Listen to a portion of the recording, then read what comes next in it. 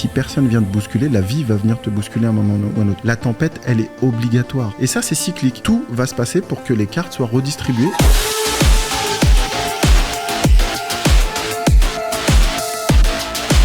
Les limites que tu as dans ta boîte, elles sont liées aux limites que tu as dans ta tête. Ton entreprise, c'est une extension de toi. Donc si toi, tu règles tes problèmes intérieurs, si tu sais t'en détacher et la voir comme un objet et pas comme une identité qui t'est propre, là, tu peux prendre des choix beaucoup plus cohérents qui vont emmener l'entreprise quelque part.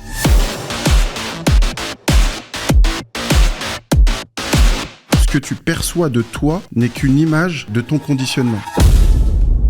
Depuis 2017, j'accompagne et côtoie des entrepreneurs à succès. Chaque rencontre est unique et permet d'identifier ce qui crée la réussite. Je suis Alec Henry, l'initiateur du mouvement Entrepreneurs.com. Et dans ce podcast, j'ai l'opportunité d'échanger avec des personnalités inspirantes qui ont su créer la différence. Avec le déclic, je vous offre une perspective unique afin que vous puissiez à votre tour faire la différence.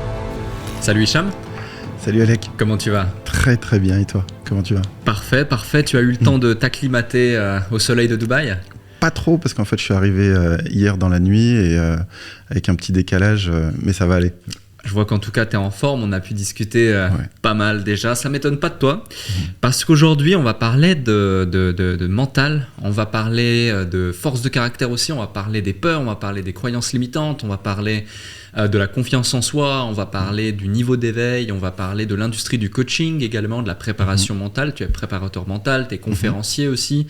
Tu sais, je te l'avais dit lorsque l'on s'est rencontrés, mais je suis quelqu'un d'extrêmement cartésien. Et du coup, parfois, tu sais, le monde du coaching, le monde du mental, le monde de l'intangible, j'ai un petit peu de peine à le rendre crédible à mes yeux. À tort ou à raison, voilà, chacun évolue dans ses propres croyances, mais tu es l'un des rares à m'avoir ouvert les yeux sur certaines choses grâce à ça et la maîtrise que tu en as, grâce à tes propos, et surtout l'un des rares qui a eu mon respect et mon estime par rapport à ça, en te voyant justement à l'œuvre, que ce soit dans différents contextes, conférences, mastermind, ou en échangeant avec différents entrepreneurs d'un certain niveau. Et c'est pour ça que j'avais envie de t'inviter, et c'est pour ça que j'ai envie de te donner la parole sur ces sujets, parce que je pense, en voyant ce que tu fais, en voyant sur tes réseaux sociaux et en te côtoyant, que tu as beaucoup de choses à apporter aux gens qui nous écouteront. Donc j'invite toutes les personnes qui nous écoutent à ouvrir grand leurs oreilles, même celles et ceux qui sont peut-être moins sensibles à l'intangible, au développement personnel, au mental, au mindset et à tout ce qui gravite autour de cet univers. Donc merci d'être là, et également merci. Pour celles et ceux qui ne te connaissent pas encore, est-ce que tu viens de te présenter ? Oui, merci beaucoup pour cette introduction en tout cas, et ça me fait plaisir d'être là et de t'avoir rencontré il y a quelques temps et de partager quelques moments avec toi, donc c'est très cool d'être là. Alors je me présente, donc je m'appelle Hicham Akadam, je suis préparateur mental, donc mon objectif c'est d'accompagner les entrepreneurs, les dirigeants, les coachs aussi, justement à se développer dans le sens où, tu sais, quand on a des objectifs, certaines fois, dès que tu vas mettre un objectif, tu vas te créer des barrières, et la plupart du temps, ces barrières, en fait, c'est le reflet de toi-même. Et l'idée, c'est vraiment de pouvoir dépasser, surpasser et lever les blocages que tu peux avoir dans ton mental, et je pense qu'on en parlera un peu plus tard, toute la partie inconsciente. C'est là-dessus vraiment où je me focalise, et ça me permet justement d'accompagner ces personnes-là pour les diriger dans un niveau qu'ils ne connaissent pas encore, et justement de lever tous ces blocages-là. Ouais, c'est extrêmement intéressant, et justement ça me fait rebondir tout de suite sur une question, c'est t'as les blocages que l'on voit, que l'on perçoit, dont on a conscience, et t'as les blocages inconscients également, ceux qu'on voit pas, et ceux qui font que des fois tu es dans cette sorte de spirale infernale vicieuse plutôt que vertueuse justement, et ce sans t'en rendre compte. C'est ce qui fait que tu as certaines personnes qui peut-être nous écoutent et ont lancé plusieurs projets sans forcément réussir à avoir des résultats, ou qui chaque fois se sentent frustrés ou pas complètement épanouis malgré le fait qu'ils aient des résultats, etc. Parce qu'ils viennent peut-être justement mettre des sparadraps sur une blessure alors qu'il faudrait limite faire une opération à cœur ouvert, tu vois. C'est vrai. Et du coup, comment on fait pour identifier ces différents blocages, les différents blocages que l'on a, pour pouvoir peut-être après mettre en place des actions pour aller justement les dépasser? Alors, ce qui est intéressant là, c'est de voir qu'il y a, en fait, il faut se voir en deux parties. Il y a, comme tu as dit, une partie qu'on voit et l'autre partie qui est invisible. Et justement, sans aller dans l'ésotérisme, tu vois, l'idée, c'est qu'il y a ce que je veux. Par exemple, je vais dire, bah voilà, cette tâche, je la veux absolument, comme ça peut être, je veux atteindre ses objectifs, je veux, etc. La partie consciente, elle est plutôt cartésienne. Elle dit, bah voilà, il me faut un plan, j'y vais, etc.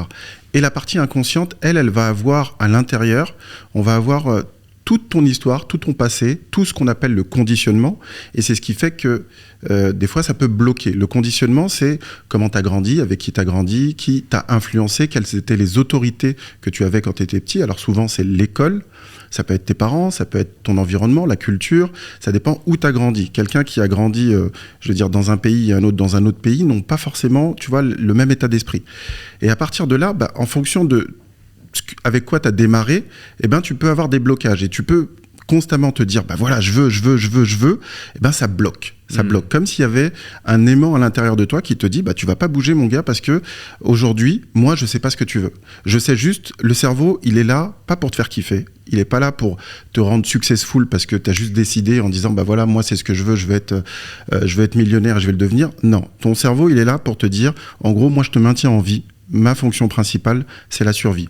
Donc ça veut dire que si tu veux si tu veux avoir du succès, etc., tu vas forcément, ce qu'on appelle sortir de ta zone, mais pour ça, il faut déplacer cet aimant qui est l'inconscient et lui dire, bah viens avec moi je veux aller là, mais toi qui es avec moi, il faut que tu puisses m'accompagner. Sinon, lui, il va rester comme un ancrage. Il va te dire, bah non, t'y vas pas parce que dans ton passé, t'as des événements qui t'ont dit, bah ça c'est mort, ça c'est pas pour toi, ça c'est... Tu vois, c'est à l'école, c'est par exemple, tu peux avoir le prof qui te dit, bah toi, t'es comme ton frère, en fait, t'es nul en maths. Eh bien, cette petite phrase va elle va mûrir, en fait, à l'intérieur de ton cerveau, et du coup, ça va devenir une croyance, mais au-delà de la croyance, ça devient une barrière. Et avec cette barrière-là, bah, du coup, le jour où t'as des exercices, bah, tu dis, bah non, c'est pas pour moi. Et tu commences à y croire, et ton identité va changer. Et en fonction de l'identité que tu as, eh ben, les portes se ferment ou s'ouvrent. Et tout l'objectif, justement, c'est d'accompagner les gens à ouvrir certaines portes. Alors la question, c'était comment je fais pour savoir quels sont mes blocages. Il y a un truc qui est très simple, c'est dans le langage.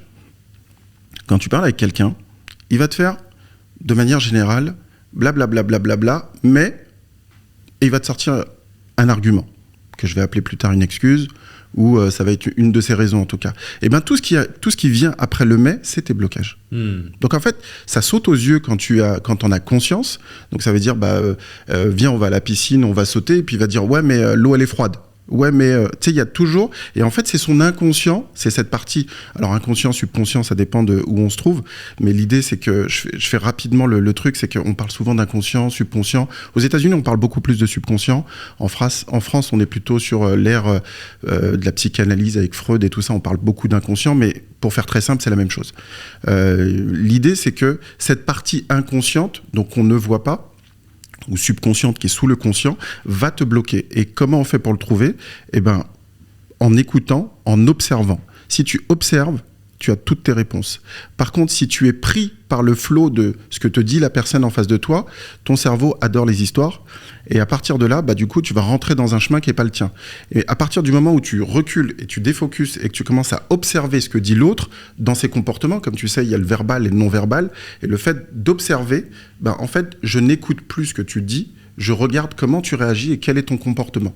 Ton comportement va me donner beaucoup plus d'informations sur toi que ce que tu crois toi-même. Donc ça veut dire qu'à partir d'un moment, si je deviens observateur de moi-même, je reprends un peu ce pouvoir-là et je peux commencer à dialoguer avec cette partie qui est invisible, qui est l'inconscient. Ok, je vois, c'est très clair.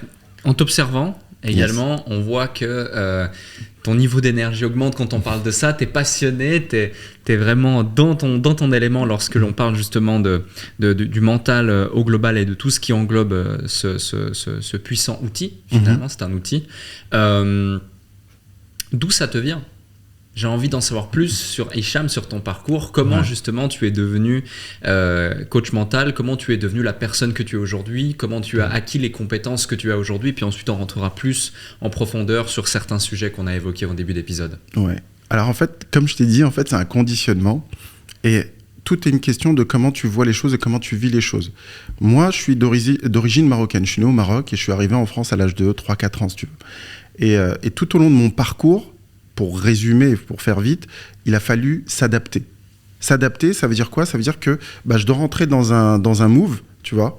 Et pour ça, je suis obligé de regarder les gens et de comprendre comment ils fonctionnent. Et à partir de là, par mimétisme, etc., du coup, j'essaie de faire pareil.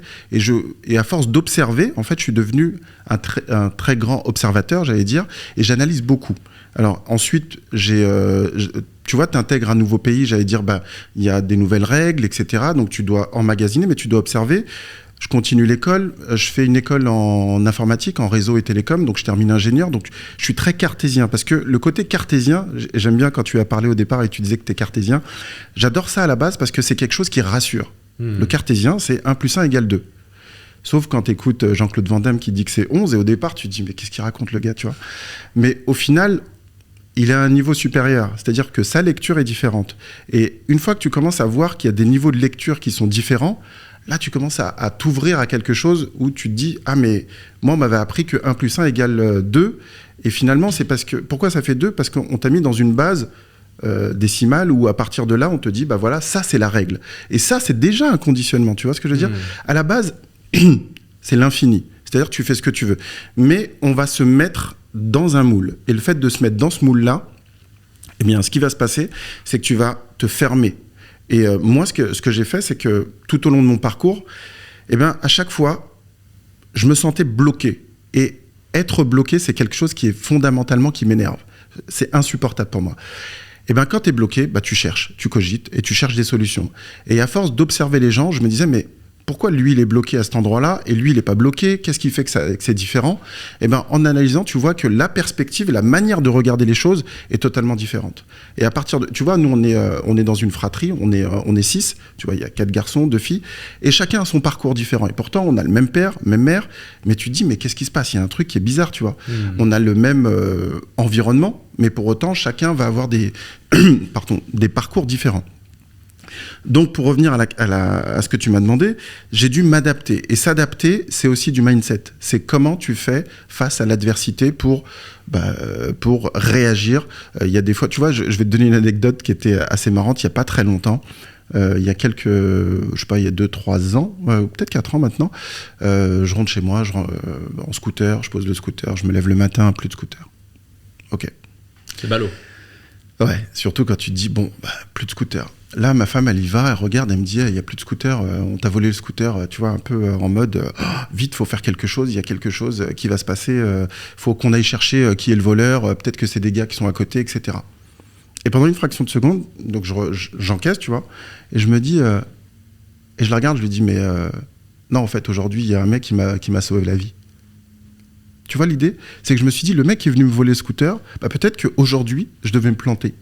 Et le fait de me planter, je me dis, ah ouais, en fait, ce mec-là, c'est cool ce qui m'est arrivé. Et à partir de là, je regarde et je prends le recul, et elle me regarde, elle me dit, mais t'es fou, qu'est-ce qui se passe? Je dis, non, en fait, c'est ok. Et puis après, tu vois, je me détache du truc en me disant, mais non, en fait, ce qui m'est arrivé, c'est cool, en fait. Il faut juste t'inventer... C'est une certaine forme de stoïcisme, finalement. Ouais, c'est que ce qui t'arrive, finalement, c'est pas mauvais. Mais il faut aller au-delà du truc pour voir que c'est pas mauvais. En te disant, mais en fait, le gars qui est là, ça se trouve, il m'a sauvé la vie. Donc il part avec le scooter, il fait, je calcule plus le scooter, tu vois.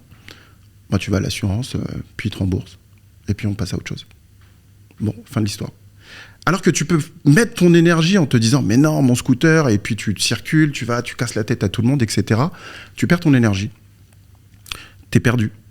Et en plus de ça, tu récupères pas ton scooter. Donc l'idée, c'est comment tu vois les choses et comment tu réagis face à la problématique. Et le premier instinct qu'on a tous, c'est de dire, quand il t'arrive une nouvelle, c'est de dire non. Ah non, ça, c'est pas pour moi, tu vois. Et en travaillant dessus et en comprenant un peu la psychologie, etc., en fait, tu comprends que c'est pas lié à moi. C'est lié au fonctionnement du cerveau et comment mon cerveau fonctionne. C'est-à-dire que si je te dis, par exemple, je te dis prête-moi ta montre et je te la pète, ta première réaction, c'est de me dire non, c'est pas possible. Tu vas faire un déni et c'est obligatoire. Et c'est pas lié à Alec, c'est pas lié à Hicham, c'est lié au cerveau. Le cerveau, sa première émotion, c'est le déni. Et c'est comme ça. Et en fait, tu as une espèce de phase du deuil qui va se mettre en place. C'est-à-dire que tu vas avoir le déni, ensuite, tu vas être en colère contre moi, ce qui est normal. Ensuite, tu vas me dire, ouais, qu'est-ce que t'as foutu, etc. sauf si tu t'en fous complètement de la montre, tu vois. Mais après la colère, tu vas aller dans une phase de négociation où tu vas me dire ouais, mais elle est pétée comment ? Il y a moyen de récupérer, qu'est-ce qui s'est passé et tout ça. Et une fois que tu vas comprendre que c'est mort, eh ben tu vas tomber dans une tristesse, ce qui veut dire que tu dois avancer et passer à autre chose. Et ensuite seulement, tu vas accepter et tu vas pouvoir avancer. Et en fait, si on a compris ce cursus-là, qui va être une espèce de vallée de la déception, eh ben tu peux aller directement à l'acceptation, en fait. Et tu gagnes du temps, de l'énergie, et tu restes focus sur ton objectif. Et c'est ça, en fait, que j'essaye d'enseigner à travers mes propos, c'est que accepter ce qui t'arrive, c'est aussi une forme de grandeur et de puissance intérieure, parce qu'en fait, tu laisses pas les choses extérieures te faire bouger, c'est toi qui, en fonction de la représentation mentale que tu as du truc, tu dis, ok, bah, je préfère voir le film comme ça me va bien, et puis je continue à avancer. Je vois. Mais justement, je repose peut-être ma question initiale sous une autre forme, c'est on n'est pas forcément tous, c'est peut-être une croyance, avec cet état d'esprit. Non. Qu'est-ce qui a fait que justement tu es devenu la personne que tu es aujourd'hui avec cet état d'esprit, ces croyances, ce truc qui justement te fait tout voir positivement? Est-ce qu'il y a eu un déclic à un moment donné? Est-ce qu'il y a un truc à un moment donné qui fait que tu te dis ok, maintenant je vais analyser les choses qui m'arrivent dans ma vie différemment, je vais percevoir le monde différemment, ou ça s'est fait progressivement et tu as pris une décision, tu te dis ok, à partir de ce moment-là je veux absolument me former sur la psychologie humaine, comprendre l'être humain, comprendre le monde qui m'entoure pour pouvoir peut-être mieux l'apprécier ou autre et aider mon prochain. Ça peut être intéressant de comprendre justement au travers de ça, quels ont été les éléments qui ont fait la personne que tu es. Alors, à 17 ans, on est en colo avec des amis, et puis là, t'as un spectacle. Bon, ok, il y a un spectacle. Et dans le spectacle, il y a un hypnotiseur, tu vois. Et l'hypnotiseur, il commence à prendre des gens comme ça dans la salle, et puis il fait son show. Je te parle de ça il y a 30 ans, tu vois. Quand tu vois le truc, eh ben, les amis, ils vont, et puis je vois qu'il y a un moment, le gars, il leur fait dors, tu vois, et puis je vois la personne qui dort, tu vois. Moi, j'étais sceptique, parce que cartésien, je me dis, c'est pas pour moi ce truc-là, j'y vais pas, ça m'intéresse pas. Mais quand tu vois tes amis, en fait, et que tu vois dans leurs yeux qu'il y a quelque chose qui a switché, tu dis, tiens, il y a peut-être quelque chose là. Il y a quelque chose que je ne sais pas, et qui existe, et qui m'intéresse, quoi. Et de fil en aiguille, du coup, ça a été mon premier déclic, en me disant, mais il n'y a pas que du cartésien, il n'y a pas que des choses tangibles, il y a peut-être quelque chose que je ne sais pas, ou que je ne maîtrise pas, ou qui m'interroge. Et au fur et à mesure, du coup, j'ai mis mon focus sur, tiens, comme une graine, je me suis dit, tiens, je vais continuer à regarder. Alors, j'ai continué mes études, et au fur et à mesure, du coup, je suis resté avec cette petite graine de, tiens, il y a une partie consciente, inconsciente, il y a un truc qui est pas net, mais je veux savoir c'est quoi. Je continue mes études, et ensuite, je deviens ingénieur, etc. Mais ça reste là. Et du coup, moi, ce qui m'intéresse, c'est de comprendre. Tu vois, le côté analytique, c'est comprendre les choses. Ouais. Et là, c'était de comprendre quelque chose qui n'est pas tangible. Alors là, tu rentres dans un truc où tu te dis, mais... et ça s'arrête plus. C'est-à-dire qu'il n'y a pas de fin dans ce truc-là. Tu commences à avancer dans la psychologie et tu commences à étudier des outils, que ce soit de la PNL, de la psychologie, de l'analyse transactionnelle, etc. Ou même de la CNV, de la communication non violente, de l'hypnose. Et là, tu comprends qu'il y a un monde qui existe au-delà de ça. Et ben moi, ça a eu un déclic en me disant, mais en fait, je ne sais pas tout ce que je pensais, tu vois, en me disant, quand tu es ingénieur, tu dis, voilà, c'est bon, maintenant tu sais comment ça fonctionne. Et non, en fait, plus tu avances et plus tu vois que tu deviens, tu vois, l'adage, c'est plus j'avance et plus je prends conscience de mon ignorance. Et c'est vraiment ça, en fait, le truc. C'est que moi, j'ai eu ce déclic, entre guillemets, c'est ça, en me disant, tiens, il y a quelque chose. Et au fur et à mesure des événements de ma vie, j'ai eu d'autres déclics. J'ai eu un premier divorce, tu vois, dans lequel le monde s'effondre, en fait. Et tu essaies de comprendre qu'est-ce que tu as fait de mal, qu'est-ce qui s'est passé, etc. Et en fin de compte, tu comprends que ce que tu perçois de toi n'est qu'une image de ton conditionnement. Et là, je me suis mis à fond en me disant, mais non, il faut que je comprenne comment fonctionne le cerveau, comment fonctionnent les gens, et pourquoi lui ça marche, pourquoi lui ça marche pas. Et j'ai continué toujours mon process d'analyser. Et du coup, ça s'est fait de fil en aiguille. Et aujourd'hui, j'ai cette capacité d'analyser les gens, j'allais dire assez facilement, parce que tu le fais depuis longtemps, donc du coup, ça devient une seconde nature. Donc dans mon inconscient, c'est intégré et ça me permet justement d'accompagner les gens et de les aider à voir ce qu'ils ne voient pas d'eux-mêmes. Ok, je vois. Ouais, ça rend la chose aussi beaucoup plus claire. Tu parlais notamment d'hypnose. Faisons une rapide parenthèse là-dessus. Moi, je t'ai vu justement faire hop, clac, et puis t'as des gens qui dorment, etc. C'était assez impressionnant pour certains, moins pour d'autres parce qu'on l'a déjà vu ou autre. Mais moi, je fais partie de ces gens extrêmement cartésiens qui disent ouais, non, ça marche pas et tout. Puis bon, je le vois 1 fois, 2 fois, 3 fois, 4 fois. Puis maintenant, j'ai compris que tu as des personnes qui étaient réceptives, d'autres qui l'étaient un peu moins, voire pas du tout. Je fais partie de ceux qui, en tout cas, ne l'ont jamais été en pratique. Après, peut-être que j'ai pas été accompagné par les bonnes personnes. T'as jamais tenté de m'hypnotiser, on verra un jour peut-être. Hein. Peut-être. Mais bref, en tout cas, il y a un truc qui était intéressant, c'est quand ensuite on en parlait, tu me disais, mais en fait, l'hypnose, non, c'est pas un don, c'est quelque chose de très cartésien, de très simple à comprendre. C'est un process qui s'applique. Et puis une fois que tu l'as maîtrisé, bah, tu peux le déployer assez facilement auprès des personnes qui sont réceptives. Est-ce que tu peux nous parler de ça justement, parce que c'est quelque chose qui tu sais, ça attire la curiosité, c'est un peu flou, on sait pas trop, les gens se disent mais comment ça marche, est-ce que c'est un magicien, est-ce que il pourrait me faire n'importe quoi, etc. Faisons une petite parenthèse là-dessus, parce que finalement ça permet de mieux comprendre aussi certains éléments de la psychologie humaine, et après on partira justement sur tout ce qui est peur, croyances limitantes, je ne suis pas assez, ce qui empêche certains entrepreneurs, ce qui empêche certaines personnes à justement pouvoir performer à leur juste niveau. Ok. L'hypnose, comme tu as dit, en fait, c'est difficile à entendre des fois, mais l'hypnose, c'est quelque chose, du moins l'hypnose, c'est un outil, d'accord ? Notre cerveau, il fonctionne comment ? Il fonctionne avec des ondes cérébrales, si tu veux. Tu as des ondes qui sont, quand tu es conscient, tu es dans des niveaux de fréquence, on va dire, qui sont bêta. Quand tu dors, tu es dans le delta. Et entre les deux, tu as des ondes qui sont alpha et theta. Et l'idée de l'hypnose, en fait, c'est d'utiliser une transe, qu'on appelle une transe hypnotique, pour justement que tu sois entre les deux états, dans un état un peu de somnolence, où tu es un peu là, tu n'es pas là.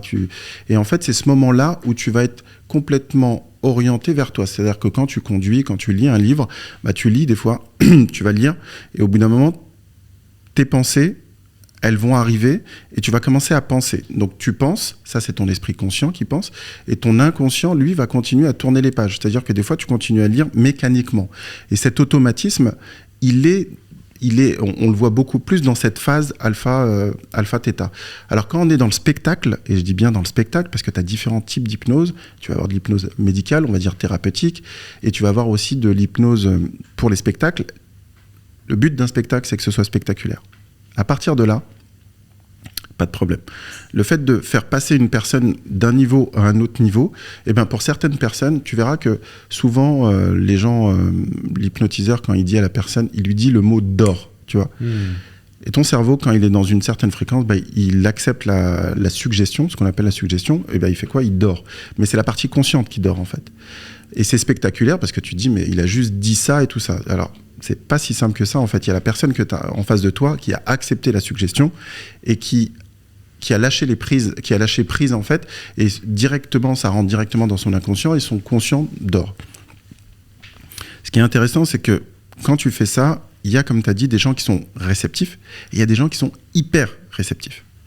Quand tu vas dans un spectacle, grosso modo, on sait qu'entre, on va dire, 5 à 10 personnes, des gens sont très réceptifs. 5 à 10%. Ok. D'accord. Les autres, bah, ça va demander plus de travail. Il faut faire une autre technique pour que ça peut être une hypnose qui soit beaucoup plus douce, le temps que ça lâche prise, etc. Mais tout le monde va rentrer dans cette phase-là. Quand tu regardes la télé le soir, bah, des fois tu t'endors, tu es obligé de passer dans cette phase-là. C'est ton cerveau qui le veut, tu peux pas. Il y a juste le moment, est-ce que je lâche ou pas ? Bref. L'idée, tu vois, Mesmer, il prend 4000 personnes. Bon, sur 4000 personnes, tu prends 10 personnes, ça fait... 10% ? Ouais. Ça fait 40 personnes. Voilà. Et à partir de là... ça fait 400 personnes. Je suis mauvais aujourd'hui. Mais c'est pas grave, parce que j'allais dire, imagine, lui, sur scène, il en prend encore... il prend pas 10% sur scène, il t'en prend combien ? Il va t'en faire monter 4. Ouais, 4. Donc ça veut dire que tu imagines, c'est même pas 1% qu'il va te prendre dans le truc, tu vois. Et l'idée, c'est de te dire, mais le gars... Et comment il les identifie dans la salle ? En fait, il y a des tests qui font que je sais que toi, un tel, tu lâches plus vite que quelqu'un d'autre. Donc, je vais sélectionner, je vais dire, en gros, pour faire mon spectacle, parce que l'objectif, c'est quel est mon message, c'est de faire du spectaculaire, je vais prendre les gens pour qui ça va aller très très vite. Du coup, quand tu prends 1% ou moins de la salle, finalement, ça va être beaucoup plus bluffant, parce que chaque personne va penser que, mais il peut faire ça avec moi aussi, tu vois. Oui et non. En fait, l'idée, c'est juste que tu es venu pour un spectacle et tu en as pour ton argent parce que c'est du spectacle. Et je respecte beaucoup la personne parce que, en plus, je crois qu'elle détient le record du monde de personnes hypnotisées sur scène ou dans un stade, etc. L'idée, c'est que c'est du show. Donc, à partir de là, mais moi, ce qui m'intéresse au-delà du show, c'est de dire, ouais, mais ok, c'est du show, mais il a fait quand même passer quelqu'un d'un mode à un autre mode. Et qu'est-ce qu'on peut faire dans le deuxième mode ? Et dans le deuxième mode, quand tu es sous hypnose ou tu es en transe hypnotique, en fait, tu peux travailler sur des blocages que tu as à l'intérieur. Et c'est là, en fait, où ça devient intéressant, au-delà du spectacle, c'est de faire comprendre aux gens que l'hypnose, c'est juste un outil. Ça peut être aussi... Il n'y a pas que l'hypnose qui te permet de passer dans l'inconscient. Si tu passes, par exemple... tu vois, par exemple, tu fais les choses en répétition, tu répètes. Par exemple, tu fais des arts martiaux. Le but des arts martiaux, en fait, c'est de te faire répéter suffisamment de fois le coup pour qu'au bout d'un moment, ton inconscient, tu le fasses instinctivement, automatique. Ça devient un automatisme. Et une fois que tu as atteint ce niveau-là, boum, ça y est, en fait, on t'a paramétré. Et tu vois, dans les arts martiaux, il y a les ceintures, blanches, jaunes, etc. Et en fait, dans la philosophie, quand tu arrives à la ceinture noire, tu sais, les gens se disent, ceinture noire, ça y est, le mec, il a plié le game. Non, en fait, dans la philosophie, quand tu arrives à la ceinture noire, tu viens juste de naître. Et c'est après que tu as des danes qui font que tout ce qui est avant, en fait, c'est de la déprogrammation. L'idée, c'est que on t'entraîne à devenir quelqu'un d'autre. Et quand tu arrives ceinture noire, ça y est, maintenant, tu peux commencer à parler avec moi. Et c'est au niveau des danes que ça va se jouer. Mais tout ce qui est avant, c'est juste la préparation pour commencer. Ok, je vois, ouais, c'est plus clair, effectivement. Et aussi, est-ce que par exemple, et c'est pour ça que je voulais te parler d'hypnose, parce qu'on va parler maintenant des peurs, des croyances limitantes, objets brillants, enfin toutes ces choses très liées à la psychologie, même. Tu sais, moi, je me suis beaucoup posé la question lorsqu'on vendait beaucoup de formations, des centaines d'étudiants qui rentraient chaque mois ou chaque trimestre dans nos différents programmes. Ils ont accès aux mêmes informations, ils ont accès aux mêmes coachs, ils ont accès au même cursus, mais ils n'ont pas les mêmes résultats. Et tu as seulement une minorité, entre 5 et 20% selon les promotions, qui vont vraiment aller chercher des résultats. Tu en as une certaine partie qui vont s'en sortir, et puis tu en as une partie qui vont avoir aucun résultat, et puis une partie aussi qui va complètement lâcher prise et abandonner. Puis tu as aussi une minorité qui vont, eux, exploser les scores. Mais tu as des gens qui ont fait des millions et des millions et des millions, sur plusieurs milliers d'étudiants accompagnés dans des programmes de base, ils sont que quelques dizaines, par exemple. Donc c'est vraiment une minorité. Et du coup, par rapport à ça, pendant longtemps, je me disais, mais c'est moi le problème. Je suis peut-être pas assez pédagogue, mon programme n'est peut-être pas assez bon, il est peut-être pas applicable, nos coachs, peut-être qu'ils s'adaptent pas, etc., etc. Mais finalement, je me suis rendu à l'évidence que il y a aussi un travail interne chez l'individu qui doit être fait. On peut l'aider à le faire, mais pas tout le monde n'est prédestiné à ou n'a la capacité de, ou en tout cas pas à un instant T. Par contre, avec le temps, selon le timing, selon le travail, selon les circonstances, là ils l'ont. Donc le but, c'est de faire ce switch entre cette phase de je ne suis pas forcément en capacité ou prêt à mettre en place les actions pour accueillir les résultats, à je suis en capacité de et je vais avoir les résultats. Parce que je l'ai vu même auprès de certaines personnes, l'année 1, ça n'allait pas du tout et autres, puis d'un coup, ils travaillent, ils changent leur état d'esprit, ils ont certains déclics, ils mettent en place des choses, etc. Puis l'année 2, 3, boum, ils sont prêts, ils ont des résultats. Est-ce que par exemple l'hypnose ou d'autres outils, on va le voir après, peuvent te faire passer et accélérer ce processus de je peux avoir des résultats, enfin j'en ai pas de résultats, je peux avoir des résultats parce que je mets en place telle et telle action. Alors c'est une bonne question parce que souvent ce process on le voit beaucoup, c'est-à-dire que tu donnes et tu as toujours une élite entre guillemets qui va réussir et les autres tu te dis mais qu'est-ce qui se passe. L'hypnose, c'est un outil, et en fait, l'hypnose t'emmène à un endroit, ok ? L'endroit dans lequel il t'emmène, c'est ta partie inconsciente, dans ton subconscient, et reparamétrer. Quel que soit l'outil que tu vas utiliser, le but, c'est pas l'hypnose, je fais bien la distinction, c'est pas l'outil, C'est la destination. C'est là où tu vas qui est important. C'est-à-dire que tu as des gens qui vont utiliser l'hypnose, d'autres qui vont utiliser... Non. C'est pour ça que moi, dans mon cursus, j'ai fait de l'hypnose, mais après, j'ai fait d'autres choses parce que des fois, l'hypnose, ça va pas marcher avec un tel. Et j'ai pas envie de rester comme ça en me disant, ça marche pas. Et au-delà de l'outil, c'est le questionnement, en fait, qui va faire que la personne, elle va switcher le questionnement.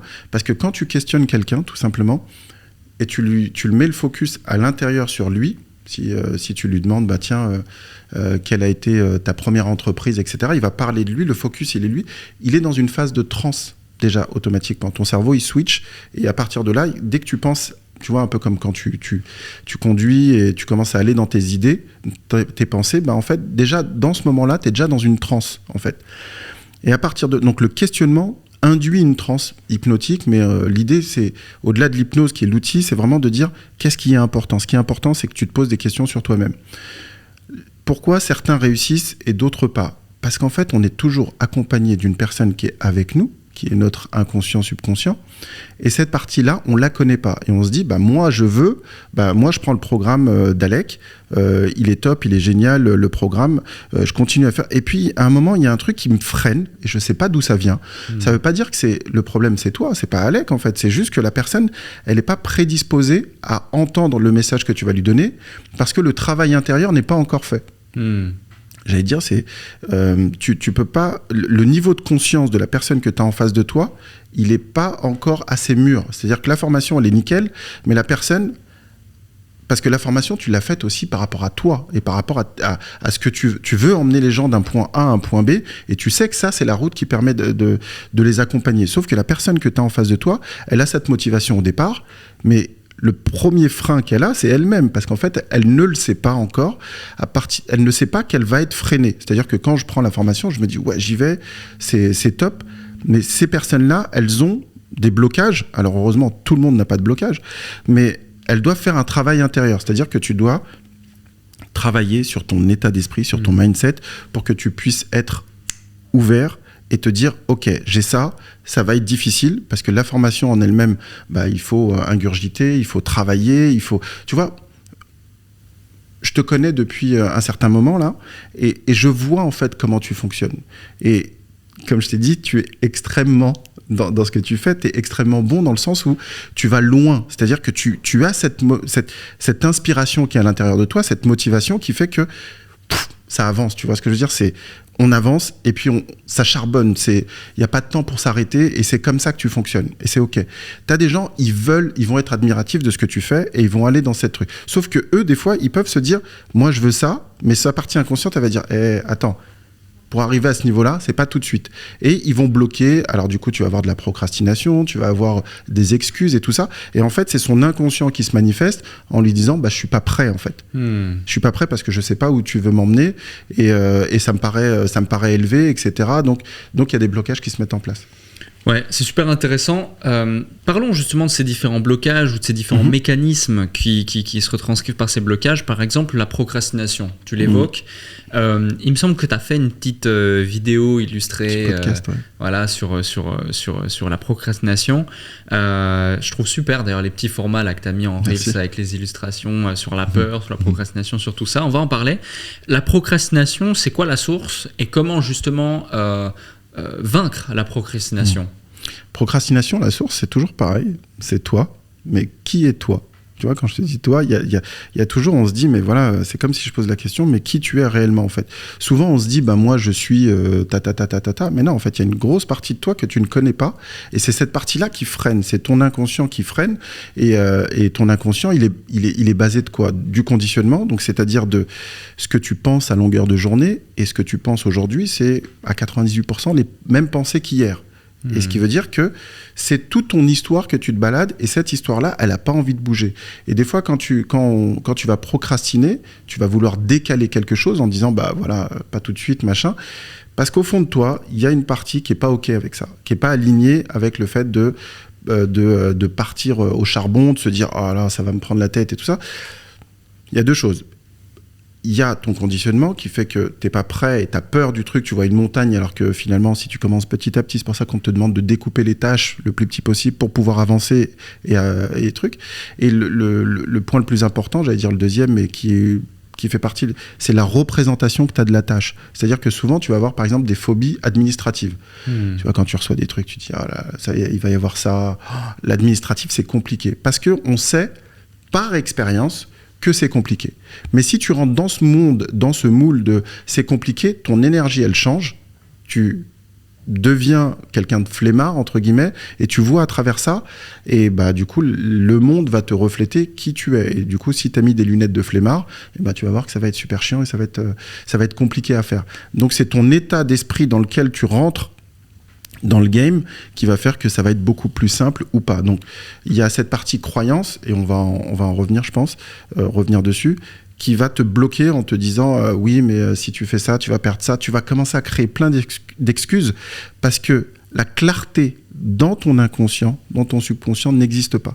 Si c'est clair pour toi et que tu as un objectif qui est au-dessus de tout ça, tu vas même pas te poser de questions, tu vas faire le truc et tu vas passer à autre chose. Mais si tu commences à réfléchir, le problème souvent c'est qu'on réfléchit. Alors c'est bizarre ce que je dis, mais... On réfléchit trop. Ouais. Overthinking. C'est ça. Le problème, ça, c'est mon cas des fois quand même. Hein. Quand tu réfléchis, tu verras que tu n'avances pas. Ouais. Tu réfléchis parce que, quand je dis l'être humain réfléchit, c'est bien, tu vois. Et moi, j'ai cette théorie du commandant et du soldat. C'est-à-dire que, tu vois, ta semaine, ton mois, ton année, il doit être fait de la même manière. C'est-à-dire qu'il y a un moment dans lequel tu as le droit de réfléchir. Et tu ne te poses pas de questions et tu ne te limites pas. Et tu vois, tu réfléchis, tu fais ce que tu veux. Mais il y a un moment, tu t'arrêtes. Et une fois que tu t'arrêtes, tu deviens soldat. Ouais. Et une fois que tu deviens soldat, jamais tu remets en cause ce qui a été décidé par le commandement. Et c'est ce qu'on te dit en hiérarchie, tu vois, depuis, que ça soit militaire, depuis la nuit des temps, en fait, on te dit à l'armée, tu révoques jamais ce que t'as dit ton supérieur, tu vois. Ouais. Pourquoi ? Parce qu'on t'interdit de réfléchir. Parce qu'on a réfléchi pour toi. Et à partir de là, bah, t'exécutes. Ouais. T'exécutes. Une fois que tu sors de ce mode-là, là, t'as le droit de faire le bilan, de regarder et de te reposer des questions et tout ça. Tu peux pas être en haut et en bas en même temps. Soit t'as des personnes qui le font, ou soit à l'intérieur de toi, il y a des moments où tu dis, bah là, je suis le commandant. Ok. Donc, je fais la planification, je regarde les schémas, tout ça, Ok, ça, c'est mon plan, boum. Je verrouille, et à partir de là, je change de casquette, je suis un soldat. Je parle avec personne, je suis un robot, j'exécute. Et si jamais tu as une pensée qui arrive, oui, mais machin, ton plan, il va sauter. Et l'objectif, c'est que tu deviennes un soldat et tu deviennes un robot. Alors oui, ça fait bizarre de dire que tu es un robot, mais tu es un robot parce que tu dois exécuter ce que toi-même, sur quoi tu t'es engagé. Et souvent, quand on parle de confiance, les gens qui perdent leur confiance, parce que je considère qu'on a tous confiance en nous, c'est un moment où on le perd, c'est des gens qui ne vont pas au bout de leurs engagements. C'est-à-dire que si tu commences à te mentir à toi-même et tu ne vas pas au bout de l'exercice, tu commences à foutre le boxon, en fait, dans tes plans, et au bout d'un moment, ton cerveau, ton inconscient, il te dit, ouais, de toute façon, tu dis ça, mais tu vas pas le faire. Donc, autant pas le faire, tu vois. Donc, il faut que tu aies une rigueur, et c'est pour ça que la discipline, elle est juste obligatoire. Tu peux pas faire sans discipline. Et qui dit discipline dit contrainte. Et qui dit contrainte, absence d'émotion. C'est-à-dire que mes émotions, je les mets de côté. Pourquoi ? Parce que si mon émotion, elle arrive, elle va m'emmener une pensée. Cette pensée, elle va me dire oui, etc. Oh, je me sens pas bien, nanana. C'est mort. Ouais. Mais on va peut-être en revenir après. Mais tu sais, je pense que c'est aussi une histoire de croyance. Parce que moi, par exemple, discipline n'égale pas contrainte. Oui. Moi, la discipline, ça me stimule. Oui. Plus j'ai besoin de discipline, plus j'ai besoin de rigueur. Oui, parce que tu vois l'objectif qu'il y a derrière. Tu sais ce que t'as. En fait, tu as entraîné ton cerveau dans la discipline, tu as attaché le résultat à la discipline, donc tu as une émotion qui est positive, quand je dis positive, qui est agréable, et du coup, tu sais que quand il y a discipline, je sais que ça marche. Tu as fait ce lien. Ce que n'ont pas fait, 95% des gens, où on leur dit discipline égale contrainte, parce que à l'école, malheureusement, quand on te disait il faut que tu sois discipliné, bouge pas, reste assis, etc., c'est tout de suite un blocage. Alors que toi, tu as compris que c'est la discipline qui t'emmène là où tu es. Donc tu as fait une association qui est tout à fait bénéfique, et tu as créé des croyances qui sont ressourçantes pour toi. Là où d'autres vont se dire discipline, ça veut dire que je perds ma liberté. Alors que si tu vas plus loin, c'est parce que tu as de la discipline que tu es libre. Ok, ouais. Donc pour la procrastination, ce que tu évoques, si on résume, c'est décomposer tes objectifs en petits objectifs pour que ça devienne plus atteignable, avoir la casquette de ok, je peux penser, je peux planifier, commandant, tac, je vais faire comme ça, comme ça, comme ça, comme ça, comme ça. Mais ensuite, changer de casquette, là, t'es un soldat et t'exécutes, tu te poses plus de questions et t'avances. Et puis surtout, faire preuve de discipline et de rigueur. Yes. Ok. Un autre sujet, c'est au niveau des peurs. Tu l'avais évoqué aussi à de nombreuses reprises. C'est quoi ta perception des peurs et comment on fait pour outrepasser ces peurs? Parce que moi, finalement, peut-être à ces fameuses phrases derrière la peur se cache souvent le bonheur, la peur est souvent irrationnelle, la peur, ça te permet de te dépasser, d'avancer. Clairement, c'est le cas. Enfin, moi, je l'ai expérimenté à plusieurs reprises. Même encore récemment, j'ai un de mes meilleurs amis qui m'a offert pour mon anniversaire le brevet de sauter en parachute. Donc, tu te dis, je vais sauter en parachute et on va me lâcher à 5000 mètres ou plus. Comme ça, seul, dès ton premier saut, on te lance seul. Je fais mon premier saut, deuxième saut, troisième saut. Donc, au début, tu as un peu peur. La première fois, tu vois l'altimètre qui monte. Non, mais s'il vous plaît, redescendez-moi ou je sais pas, quelque chose. Les mains moites et tout, tu sautes. Et puis, à mon 7e saut, il s'est passé un truc où j'ai dû, pour ceux qui connaissent ce monde-là, j'ai dû cut away. J'ai dû, en gros, mon premier parachute s'est pas ouvert comme il le fallait. Je descends en chute libre. Là, j'arrive, je suis plus ou moins à 800 mètres, 1 km du sol. Et je dois couper mon parachute principal et puis déployer mon parachute de secours. Sauf que quand tu coupes ton principal pendant 1-2 secondes, le temps que ton secours s'ouvre, tu tombes en chute libre complète à 300 km/h face au sol et tu vois le sol qui se rapproche et qui grandit sous tes pieds. Du coup, là, tu te poses différentes questions quand même. Et à la fin, tu peux te dire, t'as plus envie, quoi. T'as plus envie, t'es paralysé, t'as un petit peu peur et tu redoutes le prochain. Sauf que 25 minutes plus tard, je devais ressauter le prochain. Et là, tu vois, t'as la plupart des gens qui vont, quand je l'explique et quand je l'évoque à mon entourage ou autre, me disent mais comment t'as pu sauter directement 25 minutes après? Pourquoi t'as fait ça? Et la raison pour laquelle j'ai fait ça, c'est pour, encore une fois, outrepasser cette peur. 2, parce que je pense que si je n'aurais pas sauté, j'aurais ancré une peur de c'est dangereux et j'aurais plus jamais ressauté derrière. T'as tout compris. Alors que là derrière, tu vois, si je veux ressauter, je suis stimulé à l'idée de retourner, quoi.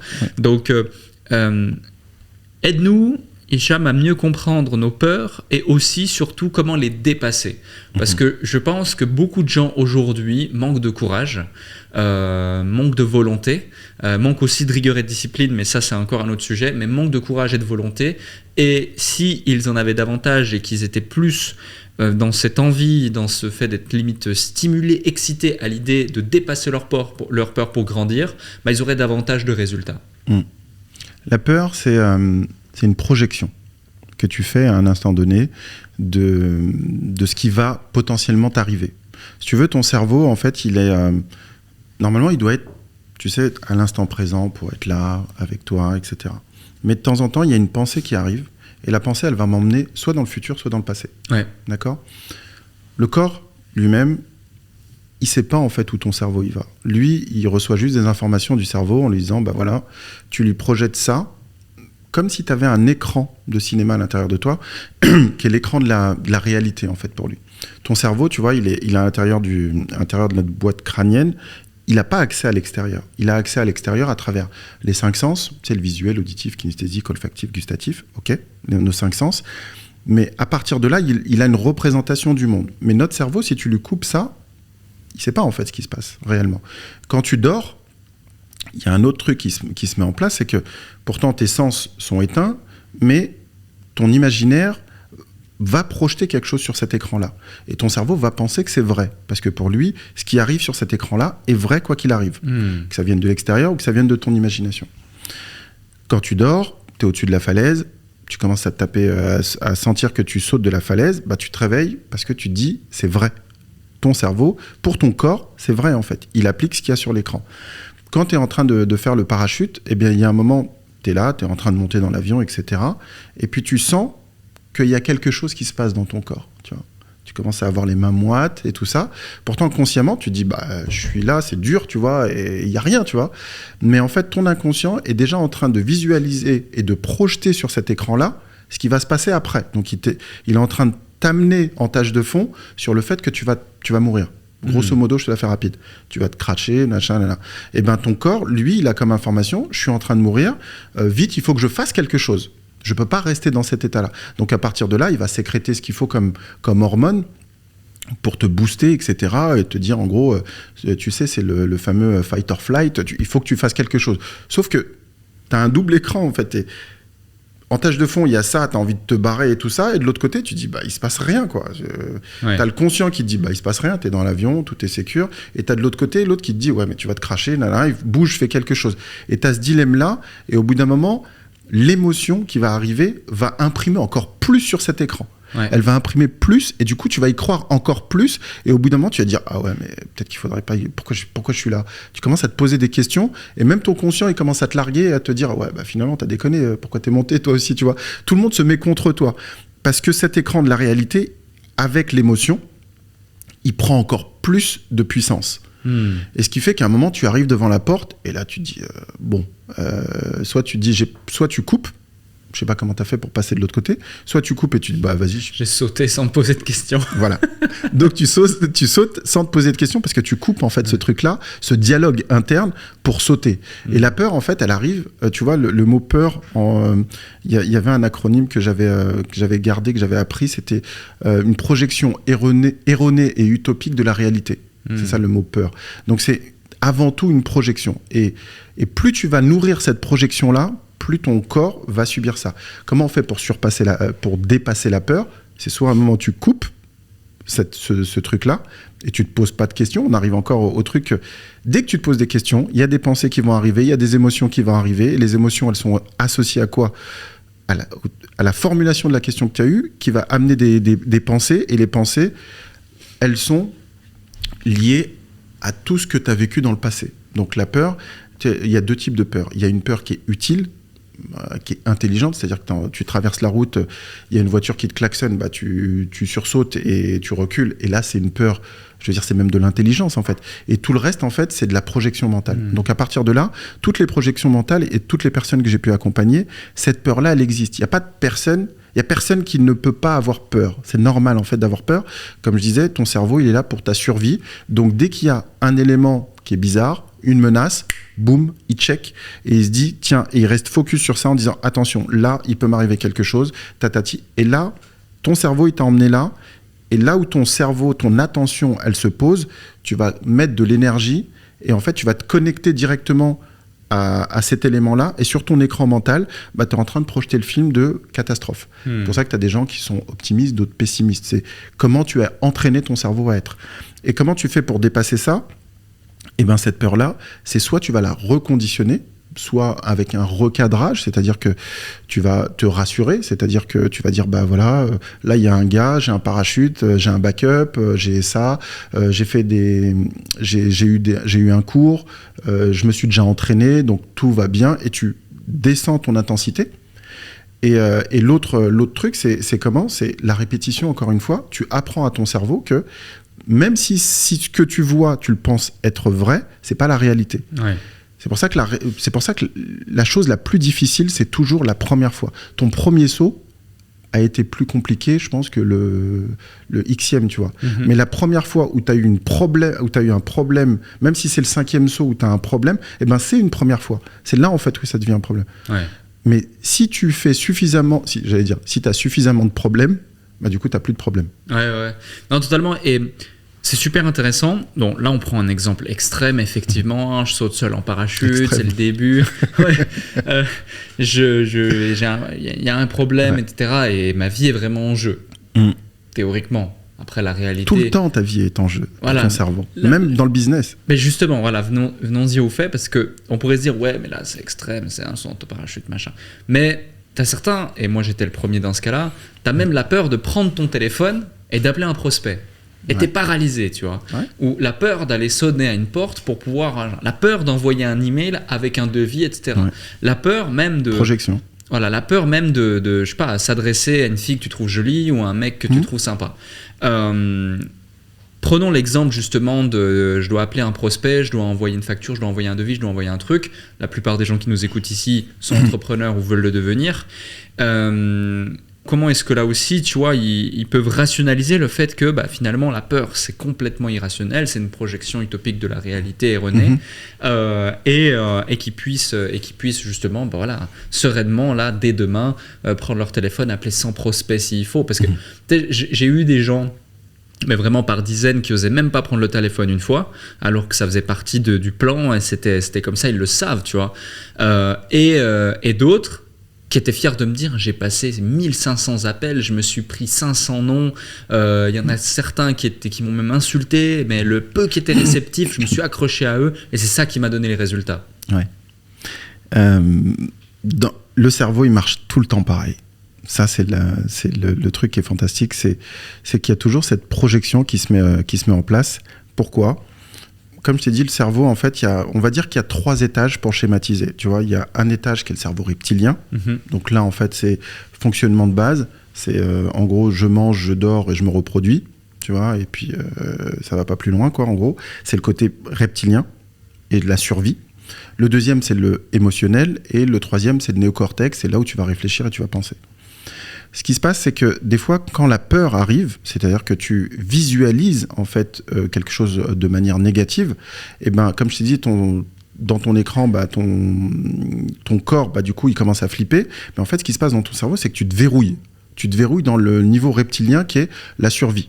Parce que quelle que soit la peur, pour faire court, ce que pense ton cerveau, c'est que tu vas mourir en fait.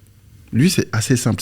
On peut dérouler le truc en disant, voilà, si je décroche le téléphone, qu'est-ce qui va se passer ? Parce qu'en fait, la peur que tu peux avoir, c'est tu vas te prendre un non dans la tête. Le gars, il va dire non, ça m'intéresse pas. Et pour certains qui ont associé ça à un jeu ou qui sont dans une autre dynamique en se disant, c'est ok, si c'est pas lui, c'est un autre. T'en as d'autres, ils vont le prendre personnellement. C'est-à-dire que c'est l'image que j'ai de moi-même qui va diminuer. Et personne n'a envie d'avoir son image qui diminue, tu vois. En se disant, j'ai pris le téléphone, le gars, il m'a dit non, puis après, il va te dire, il m'a mal parlé, puis c'est parce que c'était pas le bon. Il va trouver des excuses. Mais parce qu'en fait, il s'est senti touché. Et en fait, il y a ton ego aussi qui prend la main en disant, ouais, mais c'est qui lui, pourquoi il t'a dit ça ? Et puis, tu vas rentrer dans un truc où tu vas être en mode défense parce que t'es verrouillé. Donc ça, c'est la première chose. Et ce qui va se passer aussi, c'est que l'image que tu as de toi-même, tu veux l'agrandir. Les personnes qui réussissent à en faire plusieurs, c'est parce qu'ils savent que le non fait partie du game. C'est-à-dire que tu dis non, ça fait partie du game. Ils l'ont accepté. Comme je disais au début, si tu acceptes le non, et encore, tu verras quelqu'un qui accepte le non, il considère que c'est pas encore un oui. Tu vois, ça va même plus loin dans la logique. Tu vois, l'idée, c'est que tant qu'il y a une petite porte d'ouverture, je continue, je pose des questions, et puis au bout d'un moment, c'est juste parce que j'ai mal qualifié le besoin. Mais c'est soit je mets le curseur sur moi, ou soit je mets le curseur sur ce que veut la personne, le besoin. Dès que je mets le curseur sur moi, il y a mon ego qui arrive, il y a le mode survie qui se met en place, et à partir de là, t'es verrouillé. Il y a un truc qui est très simple pour déverrouiller de cet étage-là, et puis pouvoir reprendre son esprit, penser, et qui est tellement simple qu'on oublie de le faire, c'est de respirer. Respirer, c'est basique, hein. Tu te dis, mais respirer, normal, tu vois. Eh bien, le jour où tu as un vrai problème, respire. Tu penseras à moi. Parce que l'idée, c'est que c'est naturel. Ton cerveau, il est habitué en fonction de la respiration que tu as. Si tu as une respiration de chien, effectivement, ton système sympathique, parasympathique, il va s'emballer, tu vois. Mais l'idée, c'est que en fonction de la manière où tu vas souffler, ton cerveau, il va pouvoir remonter sur les étages et tu vas pouvoir relativiser et recadrer le truc, tu vois, et prendre du courage. Parce que le problème qu'on a, c'est qu'au bout d'un moment, tu as les pensées qui arrivent, qui s'agglutinent, et au bout d'un moment, ton cerveau, il se verrouille parce qu'il a peur.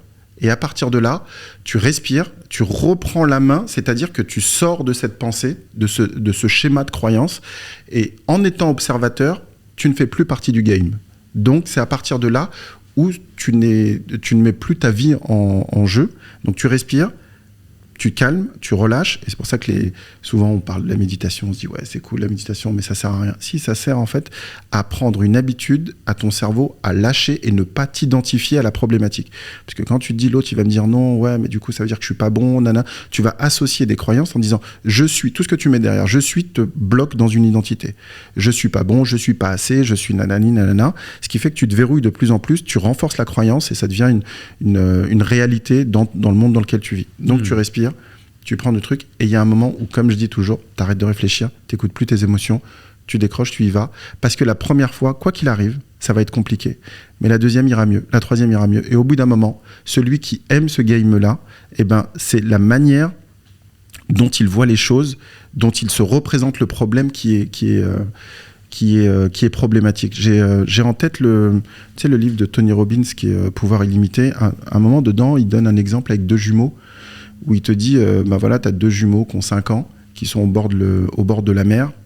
Ils jouent, puis il y a une vague, et les 2, ils se prennent la vague, tu vois. Et t'en as un qui se prend la vague et qui se met à pleurer comme pas possible et qui retourne dans les jupons de sa mère. Et t'as le deuxième, il voit la vague et il y retourne, il rigole, il dit « Waouh, super !» L'émotion que tu as eue, en fonction de la représentation, il y en a un, il l'a pris comme un jeu et il dit « Ouais, génial, j'y retourne ». L'autre, il l'a pris comme une claque personnelle et il se dit « C'est mort, quoi, c'est fini ». Donc cette perception-là, c'est ça qu'il faut travailler. La réalité n'est vraie qu'à travers ton prisme. Une fois que tu comprends ça, tu comprends que tu peux changer. Je veux dire, tous les objets sont neutres et tu peux changer la réalité, en fait. Ta réalité, c'est la tienne. Donc à partir de là, quelqu'un va décrocher le téléphone facilement, va lancer des contrats, va se propulser là où un autre va rester bloqué à cause de qui ? À cause de lui, mais lui c'est qui ? C'est 90%, c'est son inconscient, son subconscient qui le travaille. Sauf qu'il ne le connaît pas et il se dit « moi j'ai tout fait, j'y arrive pas ». On va parler de l'ego aussi, tu as parlé d'ego avant, ça pourrait être intéressant, mais avant ça, du coup, c'est aussi lié aux peurs, notamment la peur du rejet, c'est le syndrome de l'imposteur. Quels seraient tes best practices, tes conseils pour justement pallier et outrepasser le syndrome de l'imposteur ? Parce que je te donne un exemple concret. Moi, j'ai beaucoup de gens qui, à un moment donné, me disent « Non, mais je suis pas assez. Non, mais si. Non, mais ça. Ah, il me faut plus de matière. Il me faut plus de maîtrise, plus de formation. Il faut que je prenne plus de coaching pour ci, pour ça. » Mais la réalité, c'est que non, ils n'ont pas forcément besoin de plus. En tout cas, c'est ma perception. C'est que la meilleure façon pour vaincre le syndrome de l'imposteur, c'est pas de continuer d'apprendre, c'est d'appliquer. C'est d'appliquer, d'aller sur le terrain et puis simplement d'aller chercher ton premier client. Même si c'est limite un client gratuit, on s'en fiche, mais que tu te rendes compte qu'en fait, ouais, tu peux apporter quelque chose. Donc plutôt que vouloir, toi, remplir ton verre, eh ben, c'est le moment peut-être d'aller justement aider et remplir celui de l'autre pour justement pouvoir te rendre compte, prendre conscience que tu peux, que tu es assez et que tu peux avancer. Ça, c'est ma perception de comment vaincre le syndrome de l'imposteur. Elle est très bonne. Quelle est la tienne ? T'as tout dit. Okay. L'idée, c'est vraiment ça, c'est que le syndrome de l'imposteur, il y a un moment où tu te dis, c'est pas assez, je suis pas assez. En fait, l'estime, l'image, en fait, ça va ensemble. L'estime, l'image et la confiance en soi, c'est un trio qui est toujours ensemble. Et ça, en fait, c'est très petit et tu te dis des fois, oui, mais ce que tu me demandes, c'est tellement haut, c'est tellement d'importance, ce qui fait que je suis encore en train de me dévaluer et je me dis, j'y arriverai jamais. Qu'est-ce que j'ai besoin de quoi pour arriver là ? Parce que mon objectif, il est là, moi, je me sens là. Alors qu'en fait, tu es là, tu vois. Mais je me sens là, j'ai besoin de quoi ? Plus de formation, j'ai besoin de plus de coaching, j'ai besoin de plus de café, j'ai besoin de... Tu vas aller toujours chercher une expérience, pas une expérience, mais quelque chose à l'extérieur, en disant, si j'ai ça, tu vois, et ça crée la condition. La condition, c'est la croyance. Une croyance, c'est simple. Ça marche comme en informatique, ça commence toujours par les mêmes phrases, c'est si, alors, voilà, je serai bien, je serai content, tu vois. Et dès que tu fais ça, en gros, ce que ça veut dire, le monde est fait de dualité. Il y a une dualité. Quand tu dis, si je fais ça, alors il va m'arriver ça, il y a l'inverse qui se met aussi en place. C'est-à-dire que si tu le fais pas, tu l'auras pas. Et du coup, ça te bloque. Et le fait de toujours aller chercher quelque chose, tu mets des conditions pour te dire, si je fais ça, si je deviens un tel, ça, alors seulement je serai heureux. Et tu peux commencer en inversant le truc, en disant, je suis heureux. Si je suis heureux et que je me sens bien et que je me remets au centre du game, alors il va se passer ça. C'est-à-dire qu'au lieu d'aller chercher quelque chose à l'extérieur et te dire je vais essayer de l'obtenir et je vais le ramener là, non, c'est moi je suis bien et c'est parce que je suis bien que je vais obtenir ça. Et c'est parce que je le mérite et parce que je suis cette personne qui est suffisamment bonne pour pouvoir dialoguer avec quelqu'un parce que c'est toujours une perception, l'image en se disant il va me tacler, il va me dire quelque chose, j'ai peur, nanani. La peur, elle s'infiltre là. Et ton estime, elle baisse, et tu dis vite, il me faut des outils, des gimmicks, des astuces pour avancer. Mais le fondamental, en fait, c'est toi. Donc, la solution, c'est massive action. Tu vois, tu es là en mode, tu passes à l'action, et c'est toujours pareil. Arrête de réfléchir. Il y a un moment pour réfléchir, il y a un moment où tu es un soldat. Quand tu es un soldat, c'est trop tard. Tu vas au front, tu te poses pas de questions. Tu vois, c'est comme... T'envoies ton armée, puis les mecs, ils arrivent devant les autres, ils commencent à réfléchir. Non, c'est mort, c'est trop tard. Le truc, c'est qu'une fois que t'as planifié, t'as dit je vais faire le call, tu te poses plus de questions, tu switches et tu fais le truc. Parce que sinon, ça marchera pas. Donc, c'est de l'action pour passer le syndrome de l'imposteur. Après, le syndrome de l'imposteur en lui-même, moi, je trouve qu'il est aussi positif parce que ça veut dire que tout n'est pas gagné. Donc, il y a peut-être aussi des choses que tu dois apprendre. Parce que tes skills, tes compétences, elles sont pas figées. C'est-à-dire que des fois, tu te dis, bah voilà, moi, c'est bon, je maîtrise le truc, c'est bon, j'ai plus besoin. Non, en fait, tu dois être constamment dans un processus d'apprentissage. Une fois que tu es dans ce processus d'apprentissage, bah effectivement, il y a des choses que tu ne sais pas, mais c'est plutôt comment tu réagis lorsqu'on te pointe quelque chose que tu ne sais pas. Soit tu dis, ah merde, il m'a grillé, je sais pas, il m'a débusqué, il m'a démasqué, donc qu'est-ce que je me dis ? Donc je suis nul. Et c'est cette conclusion qui fait que tu as ce syndrome de l'imposteur. S'il te démasque sur un truc, comme je disais tout à l'heure avec la vallée, c'est accepte. Tu sais pas. Tu as le droit tu peux pas tout savoir. Tu vois, il y a un truc qui s'appelle l'effet Dunning-Kruger, tu vois. Ouais. Et l'idée où tu as la vallée au départ, c'est on te donne un petit peu de connaissances et tu dis ça y est, boum, je suis le roi du pétrole. Je sais que je sais. C'est bon, je maîtrise et tout. Confiance. Exactement. Surconfiance même. Ah bah là tu es dans la stupidité. C'est tu sais, et c'est ce qui se passe souvent sur les réseaux. Tu sais que tu ne sais pas. Exactement. Et c'est là où tu tombes dans la vallée de l'humilité, tu vois, où tu te dis putain je sais pas, et tu te fais tout petit. Et là tu peux te dire, tu peux aussi avoir ce truc en disant ouais je suis un imposteur, tu vois. Mais c'est parce que tu sais que tu ne sais pas. Donc ça, t'es déjà arrivé à un autre stade, à un autre niveau de conscience. Ouais. Mais, et après encore, ça dépend aussi du mindset de chacun, parce que toi tu peux dire ah ouais en fait je suis un imposteur, ou plutôt te dire ah ok je sais où j'en suis, j'ai encore beaucoup de choses à apprendre, mais c'est top, je vais faire les efforts pour, et je rentre dans cette dynamique. Tu vois, t'as le côté pessimiste, en fait, voilà, ou je peux avancer, je peux grandir, etc. Et moi, je suis plus dans cette optique. Et justement, je pense qu'on évolue dans une société encore plus avec les problématiques actuelles. Quand tu vois en France la réforme des retraites, les éboueurs qui transforment Paris en déchetterie. Encore hier ou avant-hier, je vois les manifestants qui ont vandalisé le siège de Louis Vuitton. Tu vois, parce que voilà, c'est la faute de qui ? Ah, c'est la faute des riches. Ah, c'est qui les riches ? Ah, c'est Bernard Arnault, Xavier Niel, etc. C'est la faute d'eux, quoi. Alors que pas du tout. La réalité, c'est que ça n'a rien à voir. Quels seraient les conseils que tu donnerais aux gens qui nous écoutent pour justement passer de ce mindset fixé, de ce mindset qui va en fait inconsciemment les descendre, les rabaisser, les bloquer, et ne pas leur permettre de voir le champ des possibles, les opportunités qu'il y a.